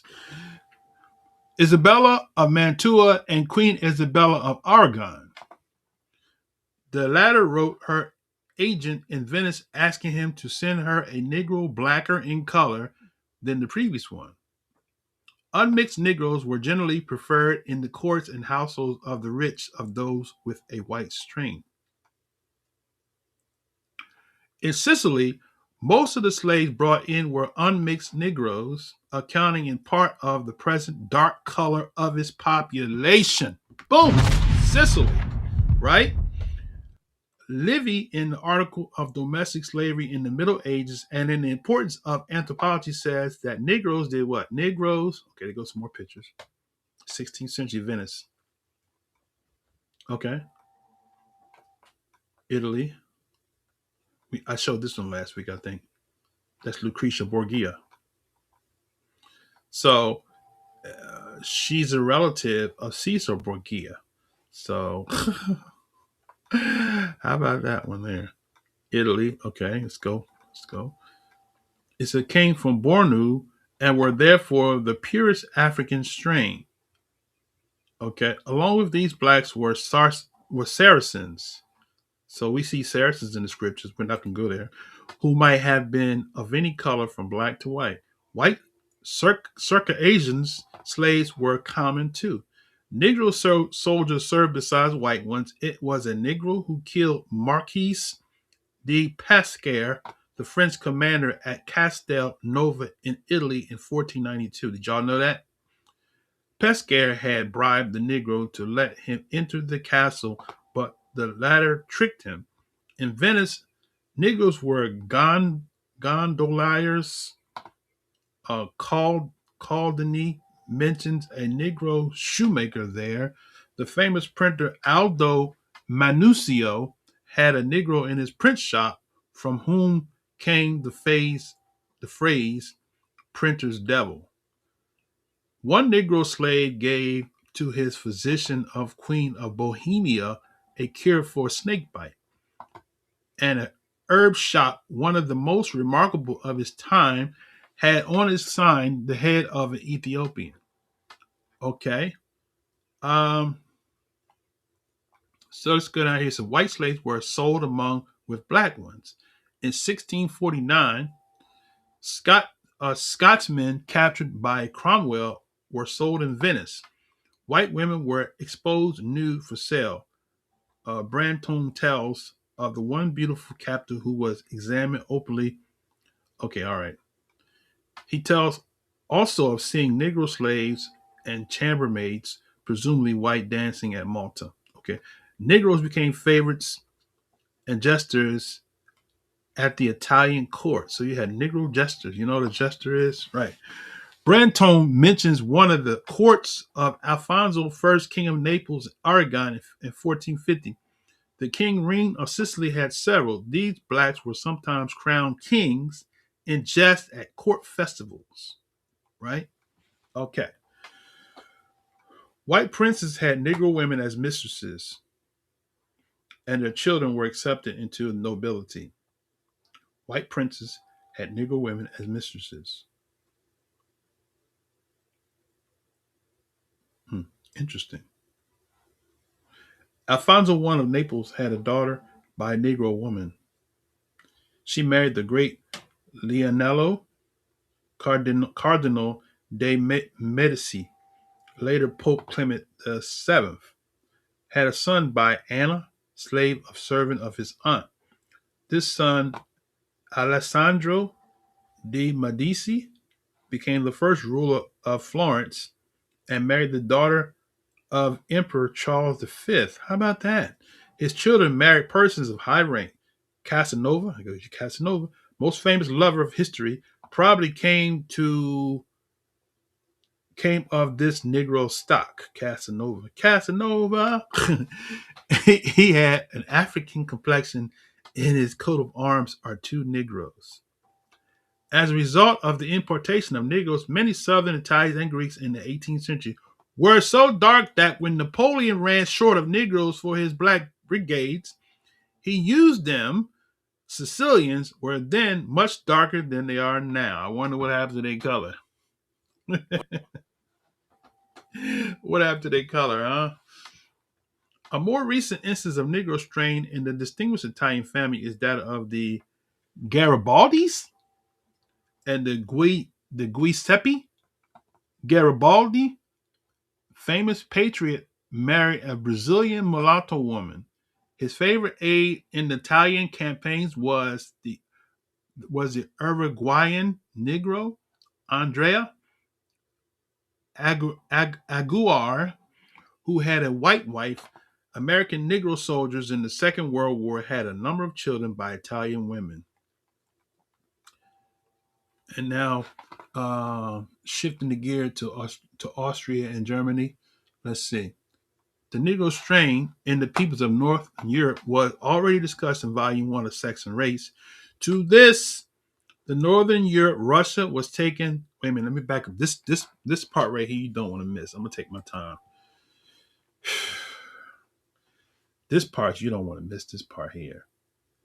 This is going to debunk a whole lot of the anti-Semitic garbage that you see on globally. Okay. And we're going to go to Sex and Race. We're going to read this.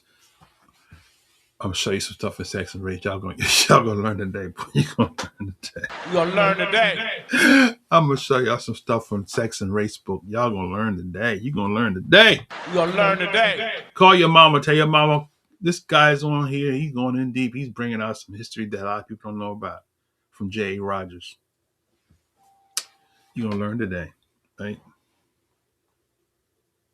Right? Tell them this. You don't want to miss this video. That's my guy there.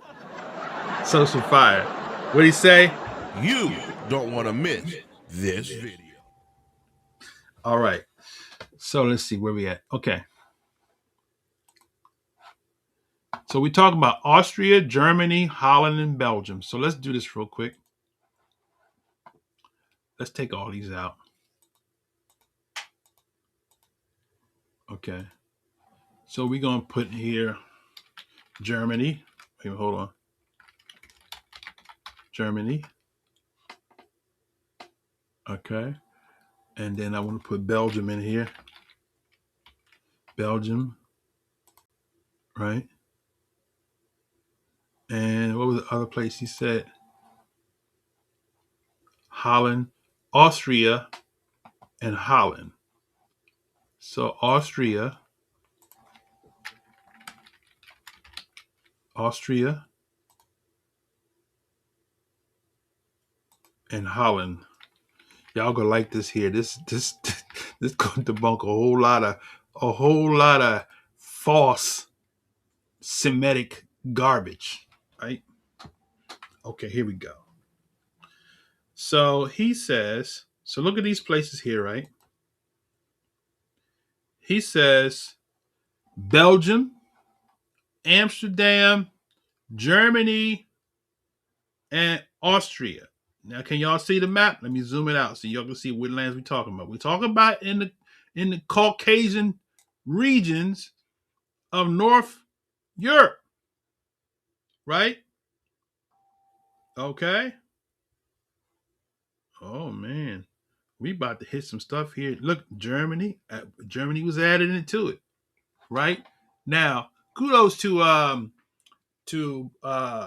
Dante Forson. I would give him credit. That brother's a bad dude, boy. He brought out about the black Khazars. Y'all didn't know it was black. It was white Khazars and black Khazars. Who's the black Khazars? They were the ones that converted the white Khazars. He's going to connect the dots right here. Okay. Now, let's go back in. Okay, to the book. I just want y'all to see the territory he's talking about. So now when we go back to the book, he says Austria, Germany, Holland, Belgium. Right? So the point is that from the political spectrum, right, we're taught that the Jews are in these regions, right? But they don't explain, they don't go into depth. Because when you say these territorial lands, your mind automatically goes to pale face, skin looking Caucasian.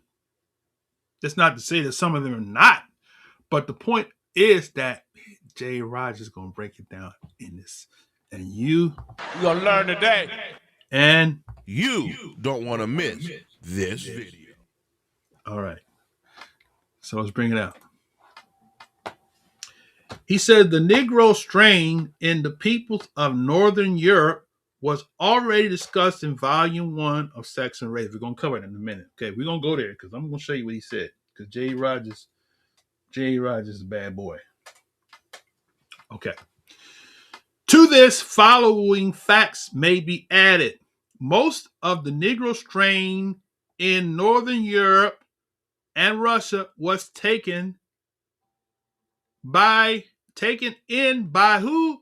The Jews, who, in spite of religious prejudice against them, intermarried with Christians. As Maurice Fishberg, in his comprehensive study, The Jew, has shown and says Hertz, innumerable aristocrats have married Jewess. Oh, my mercy. So look, wait a minute, brother. Wait a minute. So check this out. So our Jewish brothers and sisters, if you know anything about Judaism and Jews, they claim their ancestry from the maternal line, not from the paternal line, from the maternal line. So what is J. Rogers telling you? That the Negroes was intermarrying with these women in Europe, with these women in Austria, right? With these women in Ashkenazim, Germany, right? With these women in what? Holland. With these women in what? Belgium. So you had Negro men marrying these European women, and they're saying to you in their history that they are Jewish by their mother. Y'all see where we're going with this? So this is connecting with the history that J.A. Rogers is pulling out. He's bringing out that these were Israelites who he said, now let's go back, because I'm gonna bring it out of race and sex and race in a minute. But let's just stick here for a second, all right? We're going to analyze this sucker. We're going to break it down. All right. So he said, the Negro strain in the people of North Europe was already discussed in Volume 1, which we're going to cover. To this, the following facts may be added. Most of the Negro strains in Northern Europe and Russia was taken in by what? The Jews. So what is he saying to you, brothers and sisters? What is J.A. Rogers trying to tell y'all in this statement? These Jews were Negroes. And you ask a Jewish person the truth, go way back, they'll tell you that's true. So then you ask the question, ask Dr. Michael Brown, when did the Jews become white?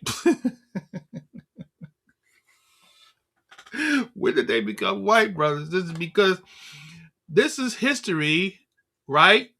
Deuteronomy said that we will be in all the lands, right? So now we got some people that don't look like the melanated version of us, because why? The fathers was having children by these women in Europe.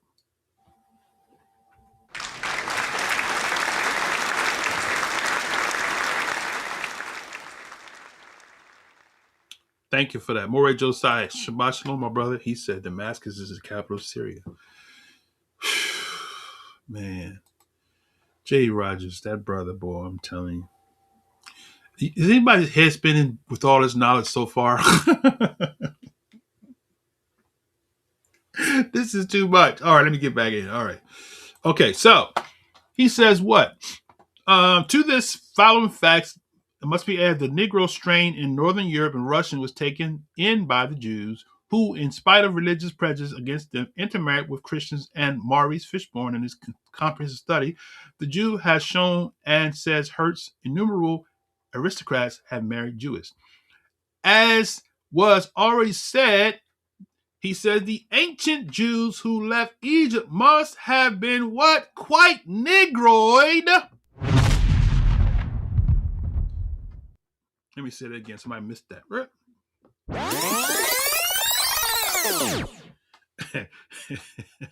Somebody's mad.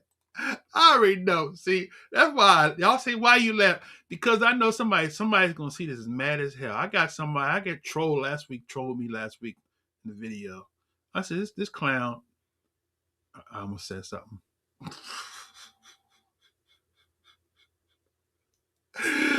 This clown, no, nothing. He didn't even listen to the video. He got to debate all these sources, these references that J. Rogers goes in and gives connection to, right? So now watch this here. Okay, listen. All right. He says, as was already said, the ancient Jews who left Egypt must have been quite Negroid after mating with Egyptians and Ethiopians for centuries. Who they mate with? Egyptians and Ethiopians for centuries. Look at that guy do a little video. For centuries, right? I'm getting all kinds of visitors today. Y'all get out of here. Get out of my space. Okay. All right. For centuries. We're at centuries. Okay. After mating with Egyptians and Ethiopians for centuries, they were probably even originally Negroid. Wait a minute, brother. Say that again. Wait a minute. He said they were probably even originally Negroid. Abraham, according to the Bible, came from Ur of the Chaldees, right? Chaldea was the seat of the Sumerian, right, civilization, which was long considered to be white Aryan. But, he says, it was Negroid, says, okay, so he's got a reference here. Who is this here? I'm not going to pull this reference out. Okay, so he's referring to the book. Okay, page 57, 58, chapter 9. Okay. He says, but it was Negroid, says, spearing in the childhood of art. The discovery, he says, was very disconcerting to literary historians and philologists. That's a hard word right there. philologists, philologists.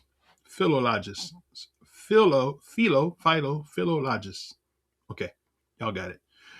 Historians and philologists for that race was proved to be not a branch of the civilizing Aryans, nor of the gifted Semites, but of a Negroid people having affinities with Mongols. And this person here, Dialofoi, also in his research says that the Elamites, who once dominated in that region, were Negroes. So he's referencing 27A. Who's that? 27A is Sparing HG. HG Sparing, 1912, right? Okay. All right. We're not going to look at the reference, but I was curious to know who he's quoting. Okay. So he says that Dia Lafoy also in his research says that the Elamites who once dominated in that region were Negroes. One of their kings is mentioned in connection with Abraham in Genesis 14, right? Elamite, the king of Elamites, right? So that's interesting there, right? So J.A. Rogers is quoting someone who says that the Elamites were Negroes. So how do we go to the point where we say, y'all Negroes are not Israelites, you Hamites? When J. Rogers is connecting the dots, he's reading all these references from all these other authors, is telling you that the Israelites was marrying and mixing with Egyptians and Ethiopians for centuries. So how could you not be a part of this stock? If these people were intermarried from the Bible dynamic, you don't have to believe that you're Hebrew Israelite. From the Bible dynamic, when you look at the people that the Israelites was marrying, it makes sense that they had color. But somebody don't get it because you stuck in religion. All right? What y'all gonna do with this stuff, man? Look. What you bringing to the table, brother? All right, we're gonna go further. We're gonna go deeper. All right. Now, y'all wait till I get to sex and race. I'm gonna show y'all some pictures. Okay, here we go. So where was I at here? Okay. Strabo. Now he's going to quote from Strabo. Strabo, 30 BC, just in case you don't know, this is not 19, this is not 21st century. This is not the 20th century. This is what? Century 1 BC.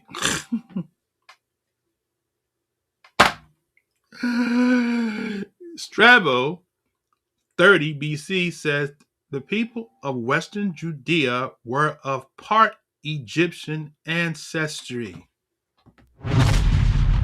But he says, although the inhabitants are mixed up, thus the most prevalent of the accredited reports in regards to the Temple of Jerusalem represents the ancestors of the present Judeans as they were called Egyptians. Now he's bringing Tacitus into the picture.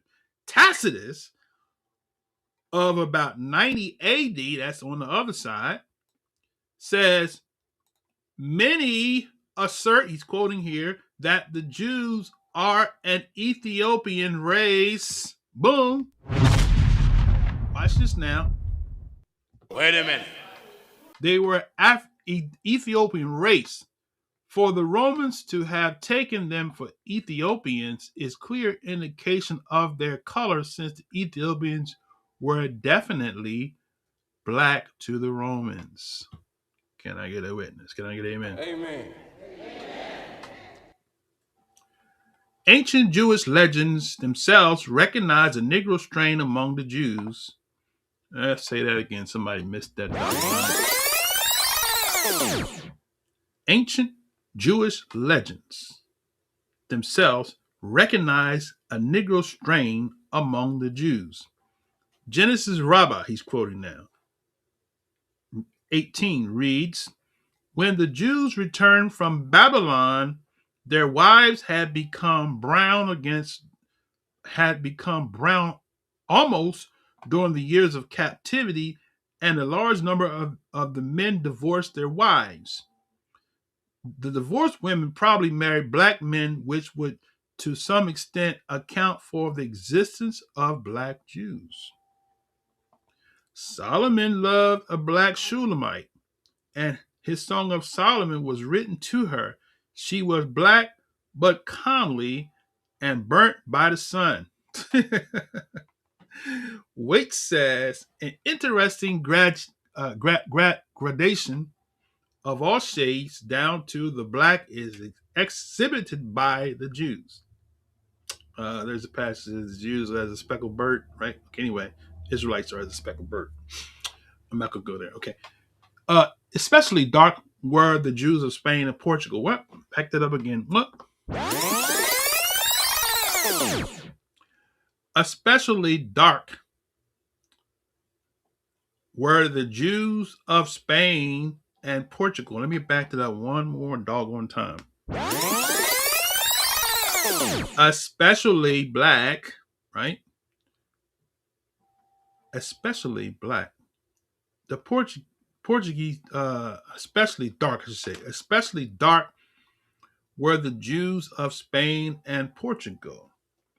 The Portuguese Jews were very dark, says Pritchard.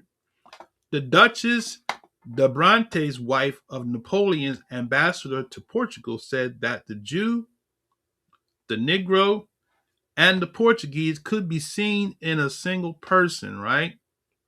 So now we know where Dante Forson got that from, right? Okay, because he quotes the book, right? So look at the book. He says, okay, if we go down here, it is the book called Memoirs, Volume 5, Chapter 26, 1835, in 12 volumes, where he says the Jews, especially Portugal, southern Spain.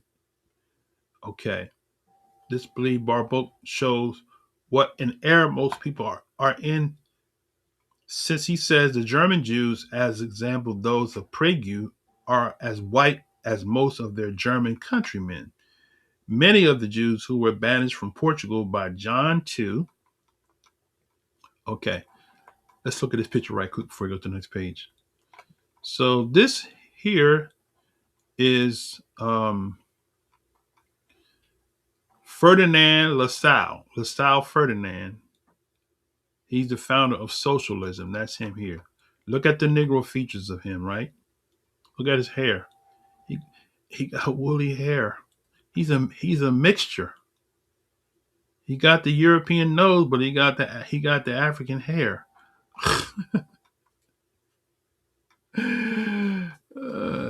So then you got lower left is Higamonte, 17th century Australian artist. That's the lower left. This one here, Austrian. And then the lower right, you have Dr. Ernest Swinger, professor of University of Berlin and a physician of Prince Bismarck. How about that, right?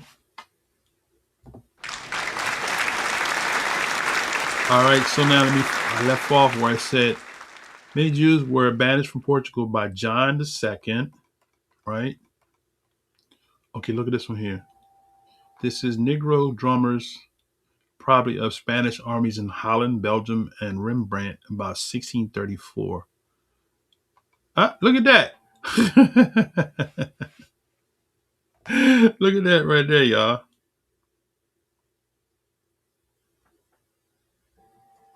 Tell him, Pastor. Tell him, Pastor. Okay, so look, see that? Okay. This is Negro drummers of Spanish armies in Holland, right? This is Germany and Belgium, right?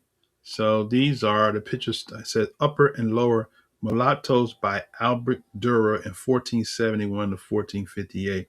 Right are Bassar by Bernard Van Orley, 1490 to 50. So in the 15th century, this is how they viewed Germany and Belgian people. The Negroes in Germany and Belgium. Look at that. Huh? Y'all don't hear me. Okay. is Holland, right? So upper left, Balthasar. Upper right, Negro by Van Dyck. Okay, in Holland. Look at the royal guy on the left. Royal, look at that. Here's Russia. Okay. So it says here, Peter the Great with one of his Negro favorites by. Now look at Peter the Great's hair, right? You can see the mixture with him, but I digress. Okay. This one here is, let's turn it sideways. Let's see. Catherine the Great and her Negro. Okay. All right. Might have to turn your head sideways to see that one there. Okay. I'm gonna leave it like that. Okay. So now here's where we left off. So it says now this is Brother Benaiah's part right here. Brother Benaiah likes this here. Hey, Shabbat Shalom to you, my brother, Brother Digital. Good to see you, my brother. Shabbat Shalom, my brother. Boom. All right. Okay. So now we left off here where he said that the Jews who were banished from Portugal by John II, look, this is Benaiah's part right here. Many of the Jews who were banished from Portugal by John II, okay, what happened to them? Let's go to the next page.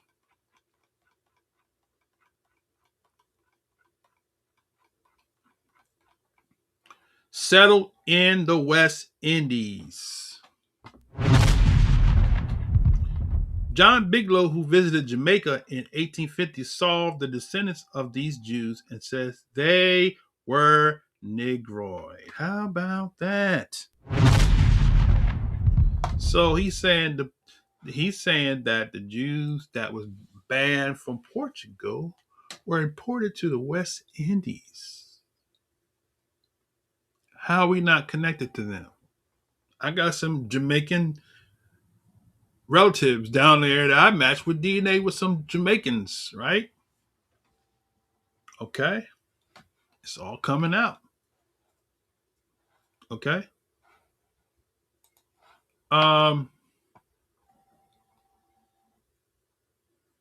Listen to this part. The Eastern Jews who settled in Austria, Poland, and Russia were Negroid too. Wait a minute.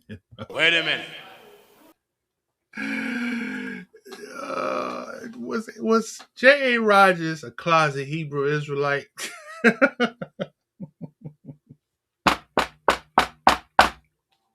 I think he was. It wasn't favorable. His they didn't want to write his book. This brother was deep, man. But look what he said. He said the Eastern Jews who settled in Austria. Let's go back to the map.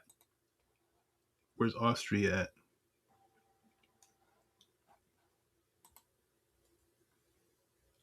Okay. Right here. Austria. Right? All right, follow me now. He said, this is what J. Rogers is quoting. He's quoting from, this is a quote. The Eastern Jews who settled in Austria, Poland, Russia were Negroid too. So Austria, Poland, and Russia. So you go back to the map, you got Austria and Poland. Now he adds Poland to the picture. Y'all don't like me, I'm trying to tell you. And he adds Russia to the picture. Hold on a second. He adds Russia to the picture. Look at that. Way over there. Okay. Let's just put Moscow in because let's put Moscow. We know Moscow was a hub for Hebrew Israelite settlement. There we go. So now we can see. See the map now. Let's zoom it in. Right? So J. Rogers is saying, he said the Eastern Jews who settled in Austria, Poland, Russia were Negroid too. Count Adam Groski of Poland, who visited the United States in 1857, said the Jews of his country strongly resembled the American mulattoes. Numbers of Jews, he said, have the greatest resemblance to the American mulattoes. Sallow complexion, thick lips, crisp black hair. Of all the Jewish population scattered over the globe, 1/4 dwells in Poland, he says. I am therefore well acquainted with their features. Of my arrival in this country, America, I took every light colored mulatto. I took every light colored mulatto for a Jew. Y'all see that? Considerably Negro strain was found too among the Polish Jews in London. For years, two New York white dailies, The News and The Mirror, have been advertising kinky hair straightened permanently in one treatment. That's funny. Oh, that's funny right there. Straightened permanently in one treatment. The service is for whites only. Customers are probably Jews. A Negro hairdresser in Harlem once had many of them among her customers. He goes into Karl Marx now. Karl Marx, right? So let me just kind of get y'all. So you know how you hear the right winger say, he's a Marxist, right? Okay. When we're done with this here, you're going to now see why that is a prejudiced racial statement. Okay, because obviously, apparently, maybe they know that Karl Marx had some Negro DNA. So let's go back in here. All right. So watch what J.R. Rogers brings out in this part. He says Karl Marx, who bore a strong resemblance to Frederick Douglass.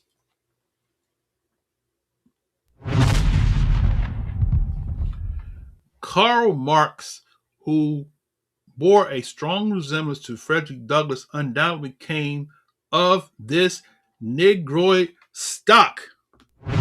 Woo! So what did J. Rogers say? Karl Marx, the one that they attribute Marxism to, he's saying he had Negro. He came from the Negro stock.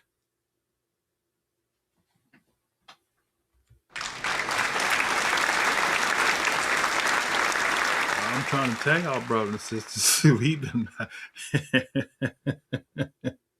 what we've been. You've been had. We've been had big time, y'all. Woo! Jay Rogers, I'm telling you, he's no joke. Let's get back in here, all right? So he says, Karl Marx, who bore a strong resemblance to Frederick Douglass. So he resembled Frederick Douglass, undoubtedly came of the Negro stock. His nose was broad, his hair was frizzy, and his color was so dark that he was called the Moor. Did y'all know that? The Negro strain was even more evident in Ferdinand Lassalle. That's the one we showed you a picture of. Aristocratic founder of socialism. So he's the founder of socialism, right?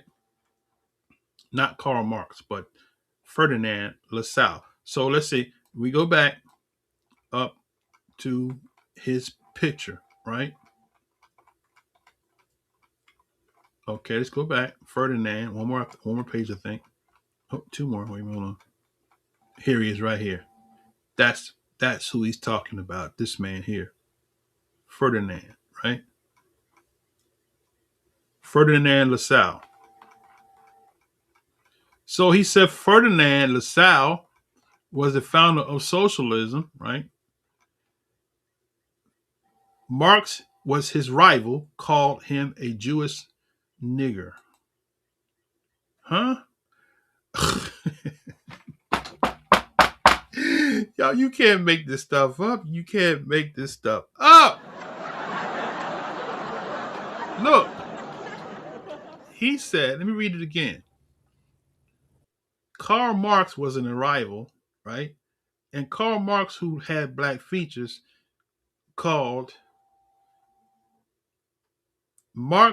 his rival called him He called he called Ferdinand Lassalle, he called him, what did he call him? A Jewish nigger. He says, a greasy Jew from Breslau who was always concealing his woolly hair with all kinds of hair oil.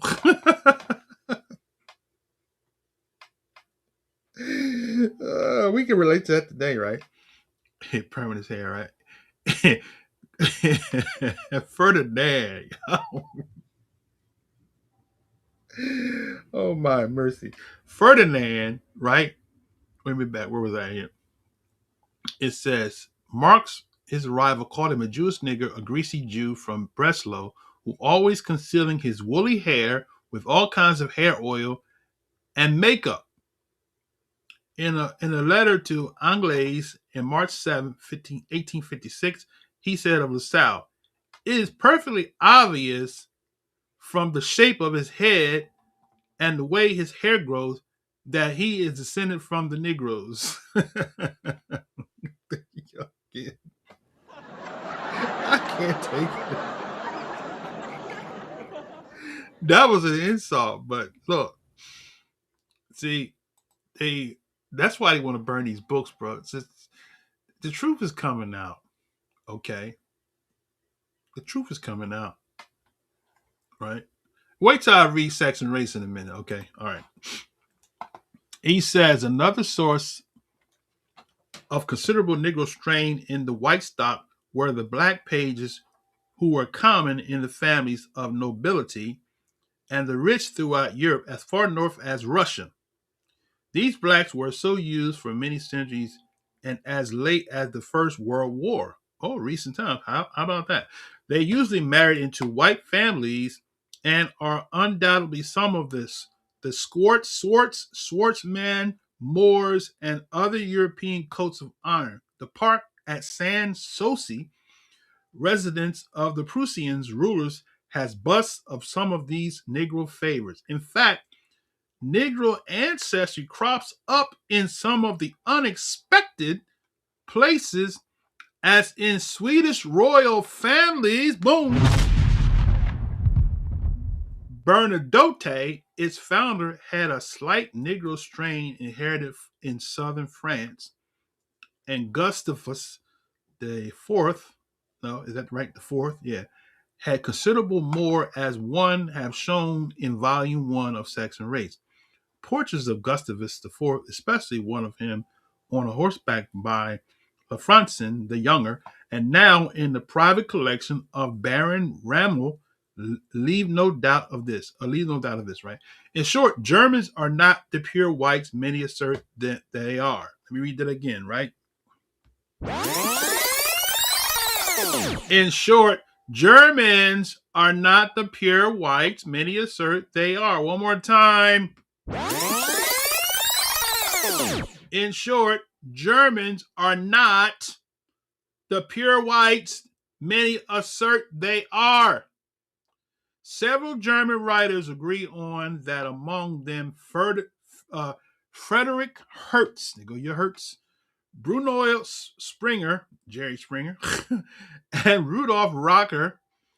Beethoven, for instance, is named by all three as showing Negro blood. Springer names, among others, Dr. Ernest Swiner of the Italian Negro ancestry, who was professor of dermatology at the University of Berlin and was private physician to the great German Chancellor Bismarck. Rocker includes Martin Luther and Goethe. He says we need but think of Luther, Goethe, Beethoven, who lack almost completely the external marks of the Nordic race, right? So he said they didn't look like the Nordic race, whom even the most outstanding exponents of the race theory characterized by hybrids, by Oriental Levantes and Negro Malayan strains in them. How about that for Martin Luther? They do have pictures of him showing him with that woolly hair, right? He said Dante Forson brought out, let me see. brought out that Russia sent their Black Navy to help blockade the southern waters and keeping other European countries from hindering establishing the United States. Okay, okay. Let's see, where was that here? Okay.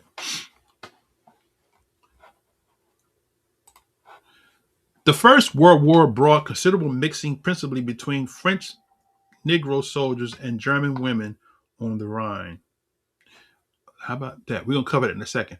French Negro soldiers? French Negro soldiers, y'all. Man, I'm trying to tell you here. Let's see. Okay, French Negro soldiers and German women on the Rhine. As was discussed in Volume 1 in Sex and Race, the offspring of these are gradually disappearing into the white population. And so this explains to why they have that. He says, the First World War brought in considerable mixing, principally between French Negro soldiers and German women on the Rhine.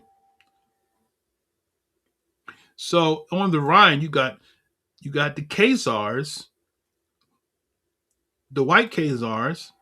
So I guess these white Khazars were the German women that these French Negroes married. Interesting, right?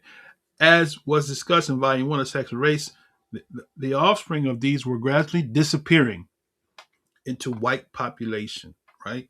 So there you have it. So some of the white people that look white, they're not white. They're Negro. They're hiding their identity. Because white is favorable in the times of the Gentiles.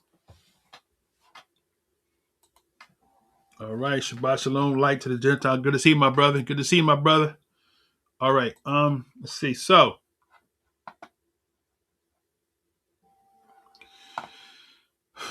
J. Rogers, boy, I tell you, so much. He's such a scholar, man. Okay, German women who, from what I've seen and read of them, are very fond of colored men. Welcome American Negro soldiers with open arms in 1945. Recent times, Miss Alice B. Shaw, U.S. Army Club Director, who was stationed in Bremen and Bavaria, said Pittsburgh Courier, July 6, 1947, I have been in Italy and France and have seen the success of the colored soldiers with women, but never in my life have I seen women trail our boys as the Germans. The French and Italians showed a little reserve, but he says, not the Germans. William Garner Smith, in his novel Last of Conquerors, has given an account of German women and the Negro soldiers in the Second War that is almost documentary. How about that? How about that? Man. Let's read this paragraph here. It says, the right, he says, can no longer be looked upon as a white country. Throughout our lifetime and long after, there will be colored people in Germany. The First World War, as was, and white women, especially in Rhineland, I have seen a number of German mulattoes, offspring of Negro soldiers in both these wars. Nazis once had an exhibit of pictures of them at Dusseldorf. Okay. So look at these pictures here. I'm gonna stop reading right there. There's some more pictures. These are offspring of Negro fathers and white mothers. Upper right of Moroccan father, World War One. So she has a Moroccan father. Okay. How about that? So interesting, right? Children of Negro soldiers by white mothers.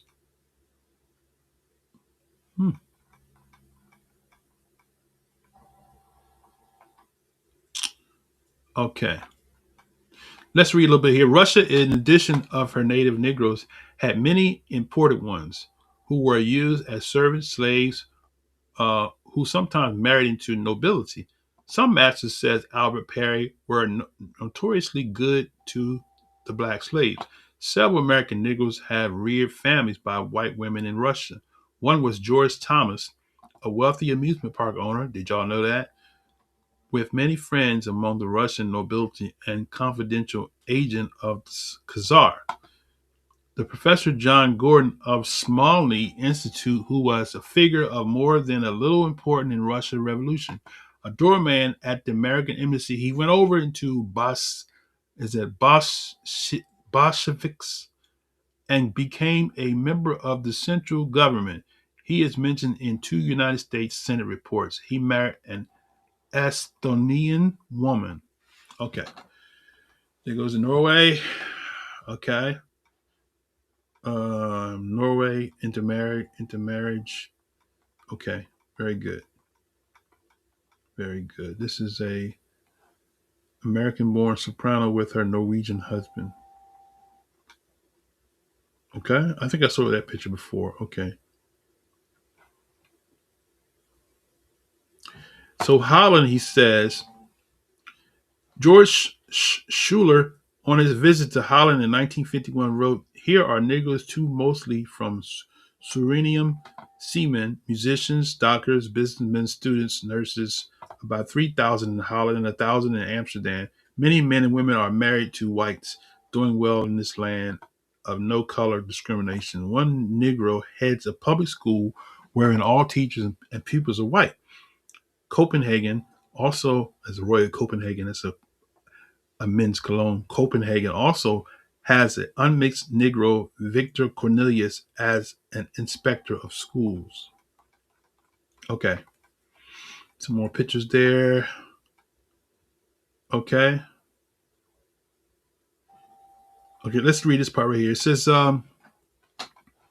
Fishberg M. the Jew, 1911, says, "The Negro type of the Jew is yet to be mentioned. Once occasionally meets with Jew whose skin is very dark and the hair black and woolly, the head long with prominent occiput.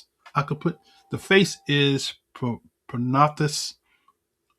The two jaws are projecting into form of muscle. The lips are thick, upturned so that the nostrils can be seen in profile. The Negro type can be singled out in any large assembly of Jews. They are often mistaken for mulattoes and the often knows of one who can considerably difficultly to get along with southern states of America." Okay. Okay, before we go to the French, I want to go to Saxon race. And in Saxon race, I want to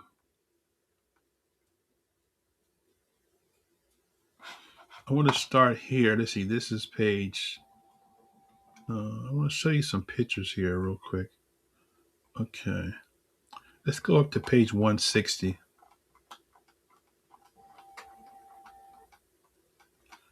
Let's go up to start at 160 and we're going to come down. Okay. I might have to flip this around the other way. Okay, this is 160. So let's kind of rotate it around here. Okay, there we go. So now this is the book Saxon Race by J. Rogers. It's on page 160, right? So these people, these are images. So at the bottom it says upper front and profile of a Spaniard in 1500 BC. This is probably the ancestral type of the Silverus of Western Britons. How about that? Cadiz Museum. So this upper front. Look at the nose. Look at the nose, right? Look at the lips, right? So this was, as he says here, was a profile of a Spaniard of 1500 BC. 1500 BC. He says probably the ancestral type of the Silvers of Western Britons. See that? Man, now, so this one here, it says the lower left, Don Francisco del Mazo, a Spanish mulatto nobleman painted by Goya, the Goya Foods. Look at him. What's that preacher name in L.A.? The preachers of L.A. He looks like him. What's his name? What is that guy's name?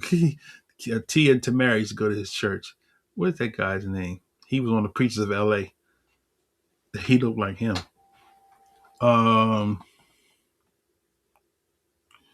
Lower left. Okay. Then we have right Louis Molina, the great Catholic reformer. Right. That's Louis Molina. Right.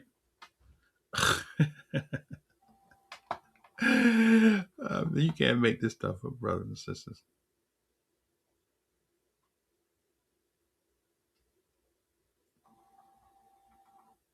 Right. Right. I'm looking at the comment. What's that preacher name in L.A.? He was in the Preachers of L.A. What's that preacher's name? I call him Reverend Ike Jr. because he reminds me of Reverend Ike, the slick hair. What is his name? Y'all know what I'm talking about. Okay. So let's go back in here. So this is another image. This one here is Princess Donna Juana of Spain. Donna Juana, that kind of like Don Juan, Donna Juana of Spain, Austria, and the Netherlands with her Negro favorite. Okay. So that's a sister right there. I know a sister that looked like her. she got a chocolate favorite. How about that? Okay. I think we're done for pictures for now. Let's see. Okay.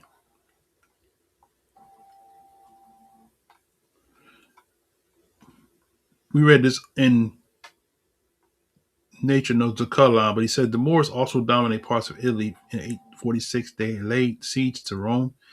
878, they captured Sicily, and from Normans, and from 898, defeated Otto II of Germany in South Italy. As in Spain, they mixed. Okay, so this is Alessandro de' Medici, the Duke of Florence, and son-in-law of the Emperor Charles V. We talked about that in Nature Knows No Color Line. Alessandro's father was a pope, and his mother was a Negro servant of such great beauty that she is called the Italian Cleopatra. How about that? Look at that. Look at that picture. So that's Alessandro de' Medici, the Duke of Florence. The Duke of Florence. How about that? Interesting. I got a book about the Dukes to show you. A light. See, what did light say? Light said,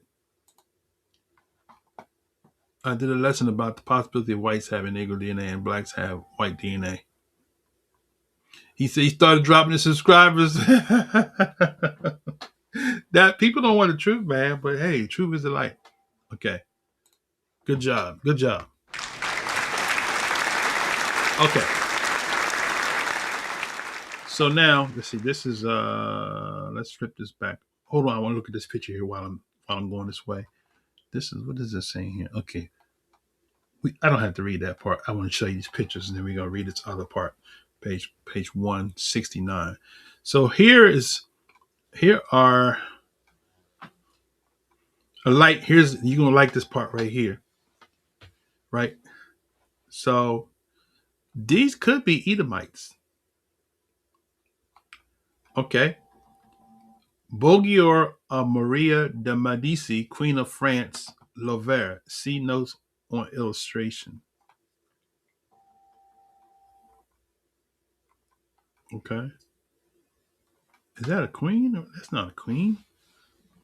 Where do you see queen at? Okay. See notes. Okay, never mind. Noble Italian ladies and their armors with Negro slaves. Oh, this is the one he's talking about here. This queen. Look at the queen. Look at the queen. Look at the queen. 1 to 7, 9 and 10 cameos from the Bibliothèque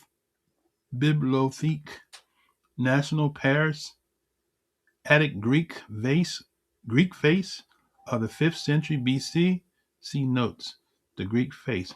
Oh, another bump in the road there for the Edomite Esau the white man. Look at the Negro features on these coins, brothers and sisters. Oh my goodness. Oh my mercy. Okay. So here is what he quoted from Nature, right? Miscegenation in Holland, Belgium, Austria, Russia, and Poland. He says Negro strain entered Belgium, Netherlands after Christian era, principally through the Jews who migrated there in large numbers from Spain and Portugal. Let's back it up. Somebody missed that. I want to amplify what he just said. He says Negro strain entered Belgium and Netherlands after the Christian era, principally through the Jews who migrated there in large numbers from Spain and Portugal, right?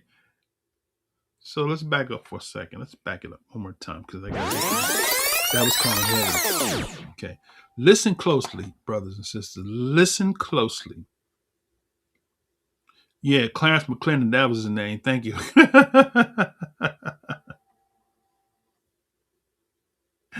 That's him, Clarence, but he looked like Clarence McClendon. That's what that image. But anyway, so listen closely, right?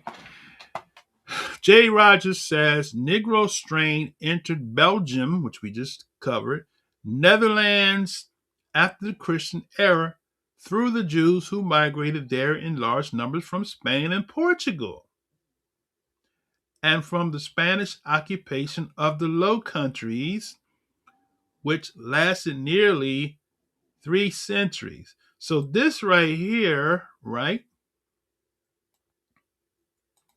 Now,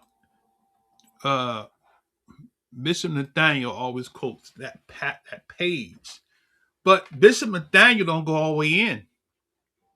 You know, Bishop Nathaniel, he will quote stuff that's convenient to support his doctrine. He won't go all the way in the book because there's other stuff that you got to consider when you quoting from books like John Ogilvie. So he said, let's go back. I want to show you something. I want to make a connection here. Okay. So J.A. Rogers is talking about what Ogilvie said when he says, let me see, where's that line at again?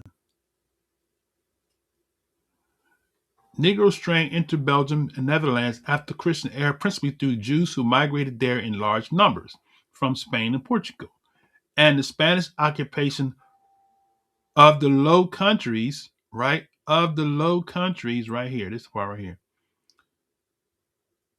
which lasted nearly for 3 centuries. Here we go, right here. Let's highlight it, right? Now, when we go back to Africa being an accurate description, on this page right here, he says what? From the lowlands. Where's the lowlands here? They was Persian. So going back here, he says others were Asian strangers who fled there from the desolation of Jerusalem by Vespasian and from Judea, wasted populated by Romans, Persians, and Saracens and Christians. Now remember, he said after the Christian era, or else such as came out of Europe once they were banished out of some parts of Italy in the year 1342, out of Spain in the year 1462, out of the Low Countries, right? The Low Country, there it is, in 1350. So you got Low Countries, right? So now, going back to J. Rogers' Sex and Race, so he talks about the Low Countries, right? Now the time period is a little different here. I don't know if that's an accurate time, but according to Ogilvie, it was 14th century, right? Okay, anyway. As was said, Spain had large numbers of Negroes in their armies, the Negro blood in the nobility. According to the 7th century Spanish classic El Vante Negro en Flandes by Andres de Claramonte Guaycori, a Negro ex-slave Juan de Merida rose to be the lieutenant general of the Duke of Alba, the Spanish commander in Flanders. The Spaniards ting the fair skins of Nordics and Netherlands. Okay, so Here's the lowlands again. Another writer, Bogart Vach, claims, however, that there was black-skinned race living in the Low Countries before the Spanish invasion. He says there are documents which prove the existence of blacks in Flanders in the Middle Ages. I have long called attention to this fact in the life of Saint, whatever his name is, 11th century, written by the contemporaries Drogon, a monk of Abbey, and Saint Andres de Brux, right? So, wow. So that's, look at this part here. He says Negroes, right, in fairly large numbers are to be found in Belgian seaports, principally artworks. I saw hundreds of them there. Some of them had married Belgian wives and had children. They came principally from the Congo. Negroes are also in Belgian army in Belgium.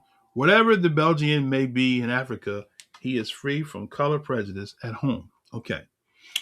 So here's some more. We're not going to go into all of this other writing here because it's going to add too much. I just want y'all to see these pictures.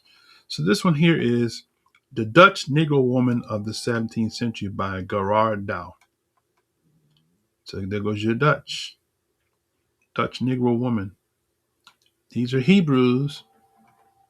Now, when we say Negro, we have to be cognizant of the fact that a Negro could also include an Edomite. Okay? Or could include just a general Hebrew, right? Okay. This is Angelo Seliman and his daughter, Baron von, they got these names I can't pronounce.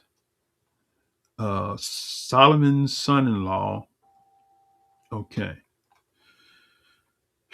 Now, she kind of, this is, let's see, this is the right. Oh, he says that's a man, son-in-law. Okay. Is that a man? Who's that? Who does that remind you of when you see this picture here? The way the head cover is and all that. Josiah Ford. Okay. All right. So yeah, so you see a whole lot of stuff here. Okay. I'm not going to go too much into this because this is too much. Negro white mixing in Germany. Let me move fast because what's this one here? This is let's spin this one around. What is this here? Negro Aryan mixing in Germany. Okay, so we're gonna go to the Aryan in a minute, and then we're gonna do French real quick, and then we're gonna go into the Anglo Saxon. Okay. So that's it. That's all I'm gonna offer in the Saxon race book. So praise y'all for that. Okay. Let's go back to Nation of the Color Line. Let's try to wrap it up. So we're gonna go French real quick. I'm just gonna read a couple paragraphs out of the French here. Okay, now if we go to this is the French, right?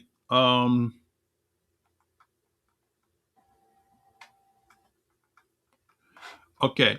The Moors, let me bring it up on the screen here. The Moors, as was seen, invaded France in the 8th century and remained there until the 12th, when they were absorbed into the population. Let me back that up again. He says the Moors, as was seen, invaded France in the 8th century and remained there until the 12th, when they were absorbed into the population. So how about that? So the Moors were absorbed into the French population. 5 centuries later, in 1609, this stock was reinforced by entry of about 1 million more who came in on the invasion of Henry IV on their final expulsion from Spain. They settled in Auvergne, where their strain is still evident in the general population. There is a strong Negroid strain in many of these, says John Gunther. Among those of Moorish stock were such noted figures as Bertrand du Guesclin, whoever that is, Charles Bernadette, Napoleonic Marshal and King of Sweden. Jehoiakim Murat, Napoleon's brother-in-law and King of Naples. And Pierre Laval, twice Premier of France. Laval was an Avernois and rather Negroid in appearance. In addition to the Moors, were the Negro slaves of Negroid Levantes brought in Christians in the 13th century earlier. Ethiopian Moors, Turks, and Greeks furnished chiefly the crowd of slaves in the homes of the wealthy, says Matheres. Later, when modern Negro slavery started in Portugal by 1440, the number of Negro slaves as well as Negroes increased in France. Okay. So here's some pictures here. This is Princess de Conti of France and her Negro favorite.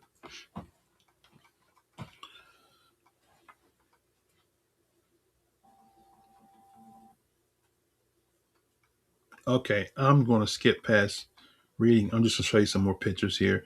Types of Negro soldiers, Napoleon right. See, this is stuff they don't tell you. So Napoleon had Negro soldiers. They don't tell you that. They don't tell you stuff like this. I'm trying to tell you. Okay. Let's see. I'm gonna skip past that. There's a lot there.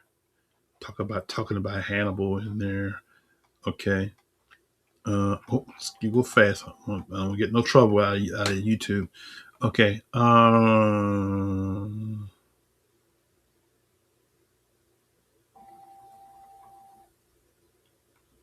Well, I mean, light. I mean, not light. Lion Pride.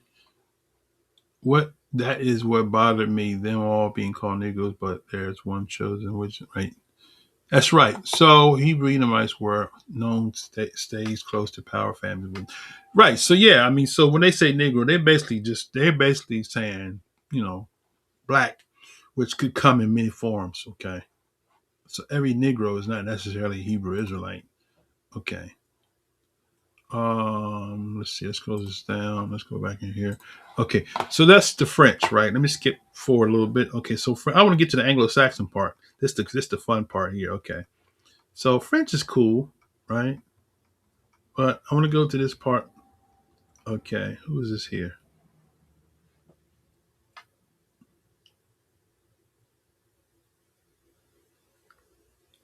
Okay, I'm gonna skip that. I just want to look at the picture there. I want to get to the Anglo-Saxon. We're gonna skip through this here. So 156. Okay, here we go. Here we go. This is the fun part right here. All right, we about to have some fun. This for my Anglo-Saxon people that got a little haterade. They want to get mad and call you a nigger. He's a nigger.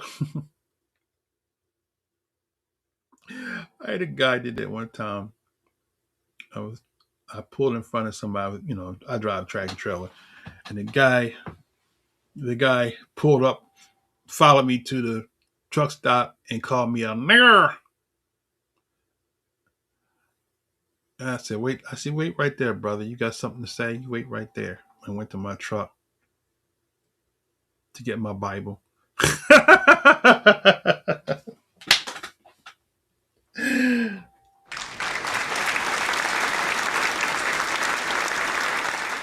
And when I went to his truck, he was gone. He took off. I said, you got so much to say, brother. Let me see what you got. Let me see what you're working with. Y'all pray for me. I had a moment there.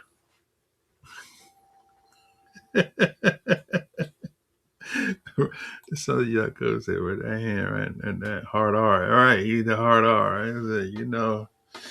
I want to see what you're working with, brother. You got so much to say. Let's see if you say it to my face, right? I went over to his truck. He pulled off.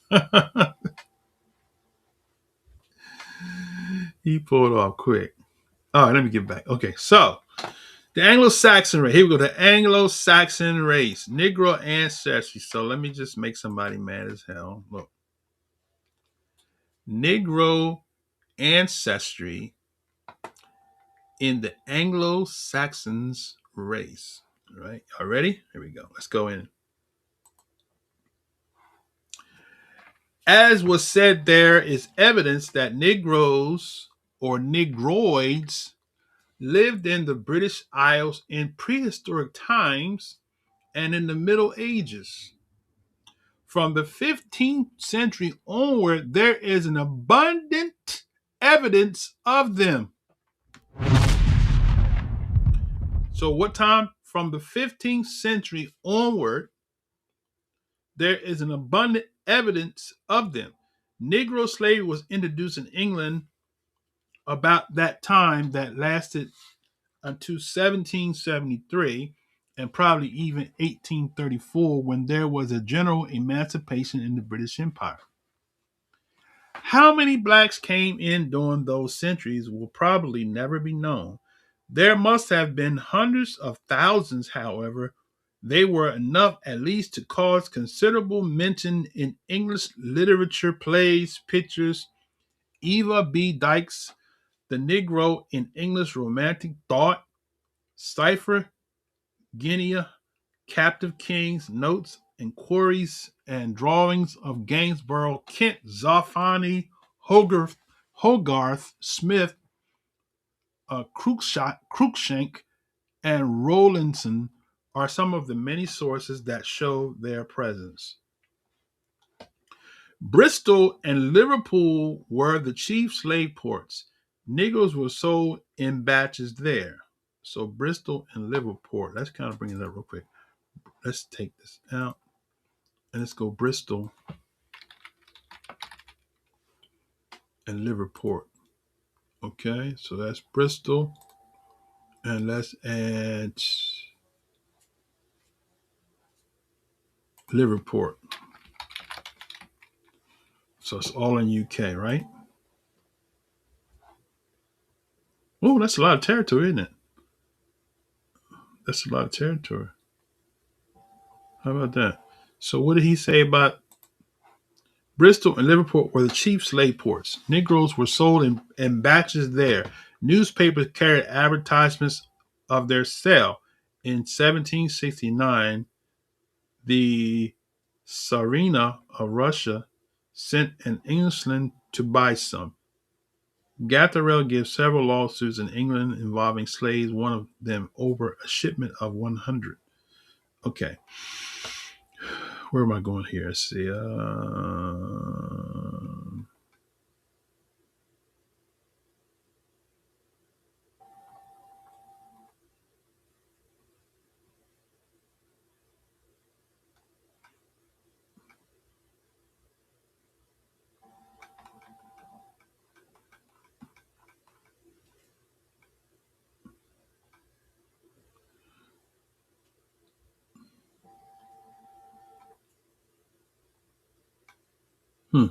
Interesting picture. Let me see.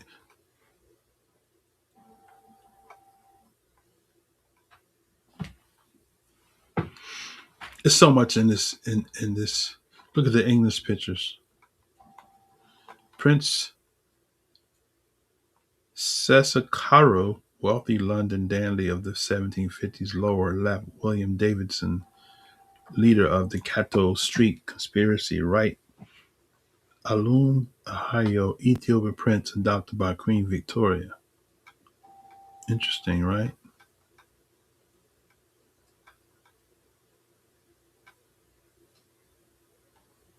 Okay, let's read this part right here. I think I'll wrap it up right here. The nobility had its Negroes too. The immensely rich and dashing young Duke of Wharton had a Negro groom, Scipio, who rode nearly always with him. The Earls of the Dukes and Dorset as was said, had Negro pages for nearly 2 centuries. The Duke of York, son of George III and commander-in-chief of the army, had several Negro favorites. In 1783, he brought from Germany a military band with Negroes for the bass drums, cymbals, and triangles. They were probably some of the Negroes taken there by General Riedel, commander of George III's. Okay, all right. That's not something that I look at this picture here. This is a tambourinus of Scots guards.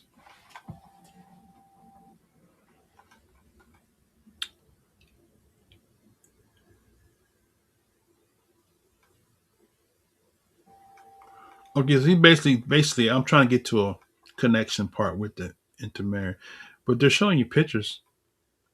Sheikh Dean Mohammed. He look like my family.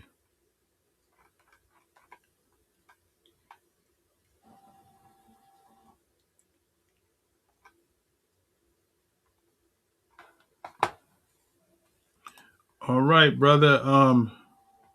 Brother Digital. Toda Rabah for the super chat, my brother. Praise Yah. Yes, indeed. I'm trying to get to a part where I can close because there's so much in this book.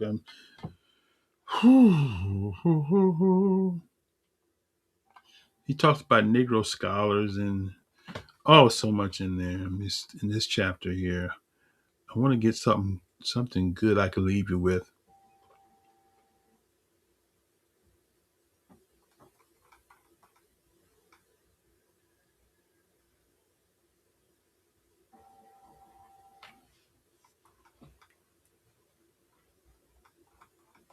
Okay.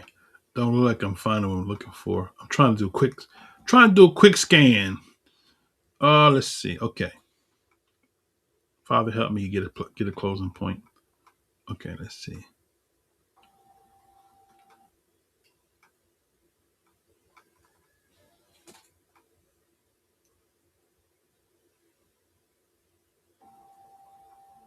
There's a lot of good stuff in here, but I'm trying to get something. I want a closing paragraph here. Okay, here we go. Let's close with this here. Okay, this looks like this might be something. This might be something. Okay, let's see where we at. The case of mixed marriages and other unions I have so far given in England do not go beyond the middle of the 9th century, and they are but a very small portion of those that actually took place from the time of the Romans to then. As I said earlier, men regardless of color coming into foreign environment usually mate with women there. Now the question is what became of the great number of Negroes brought into England since before the time of Elizabeth? Absorbed into the white population, evidently, he's saying. There is probably only one instance of English Negroes being colonized in Africa. That is in 1787 when 351 were sent to Sierra Leone with their white wives. Therefore, it is clear that the Anglo Saxon blood is not the 100% pure we have been taught. It is Daniel Defoe called the English race a mongrel one in naming the many peoples of which it is composed. He did not include Negroes, but he could well have done so. He did mention, however, a mulatto who was the son of an English gentleman and a black woman. Right.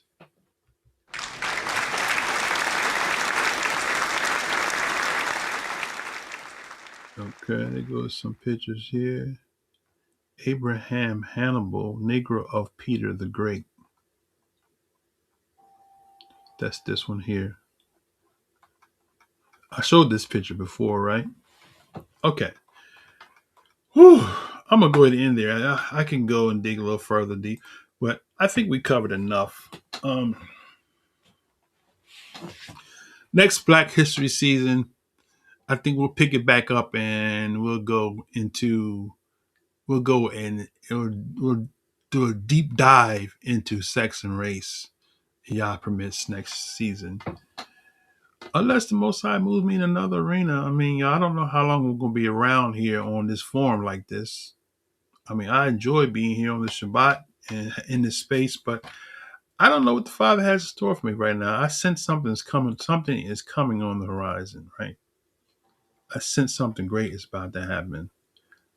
And it might take me to another place where this time that I have to stream like I do now might not be afforded to me. So I say that with all sincerity. I appreciate those of you that tune in from Shabbat to Shabbat to the live stream, and those of you that come and later on after you had your Shabbat, you come back and watch the videos and glean and share comments and stuff like that. I say that if you view us and you haven't subscribed to the channel, please do subscribe. If you enjoy or you got something out of any of our lessons we share, I ask you to share the videos and comment. I never get a lot of feedback from people about lessons or things so forth that we share. So it's always good to get feedback on the videos itself. And if you don't want to be public about your comments and stuff like that, you can always send me an email to my yaresh at yahoo.com, YAHRESH at yahoo.com, right?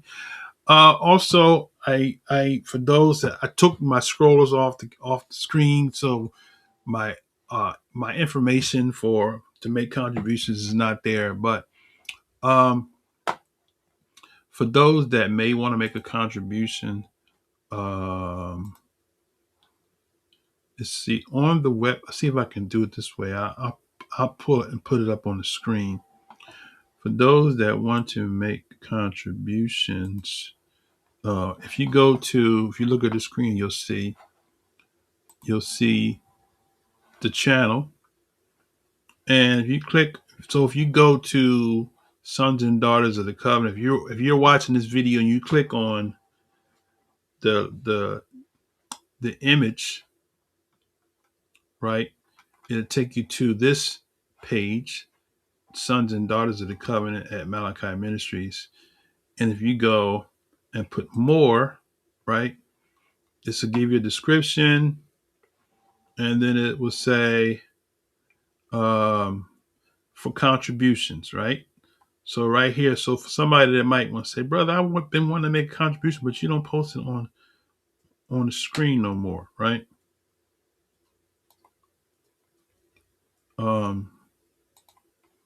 So I will post it in the chat, right? So that's the information there. So if you want to send a contribution, you appreciate what we shared on this channel and you want to offer a contribution, you got Cash App, which is $ Kazak Kabad, and Zelle, which is 410-739-4579. You see it on the screen. So those that want to make a contribution, we appreciate your love and your generosity, and that's how you can make a contribution to the channel, right?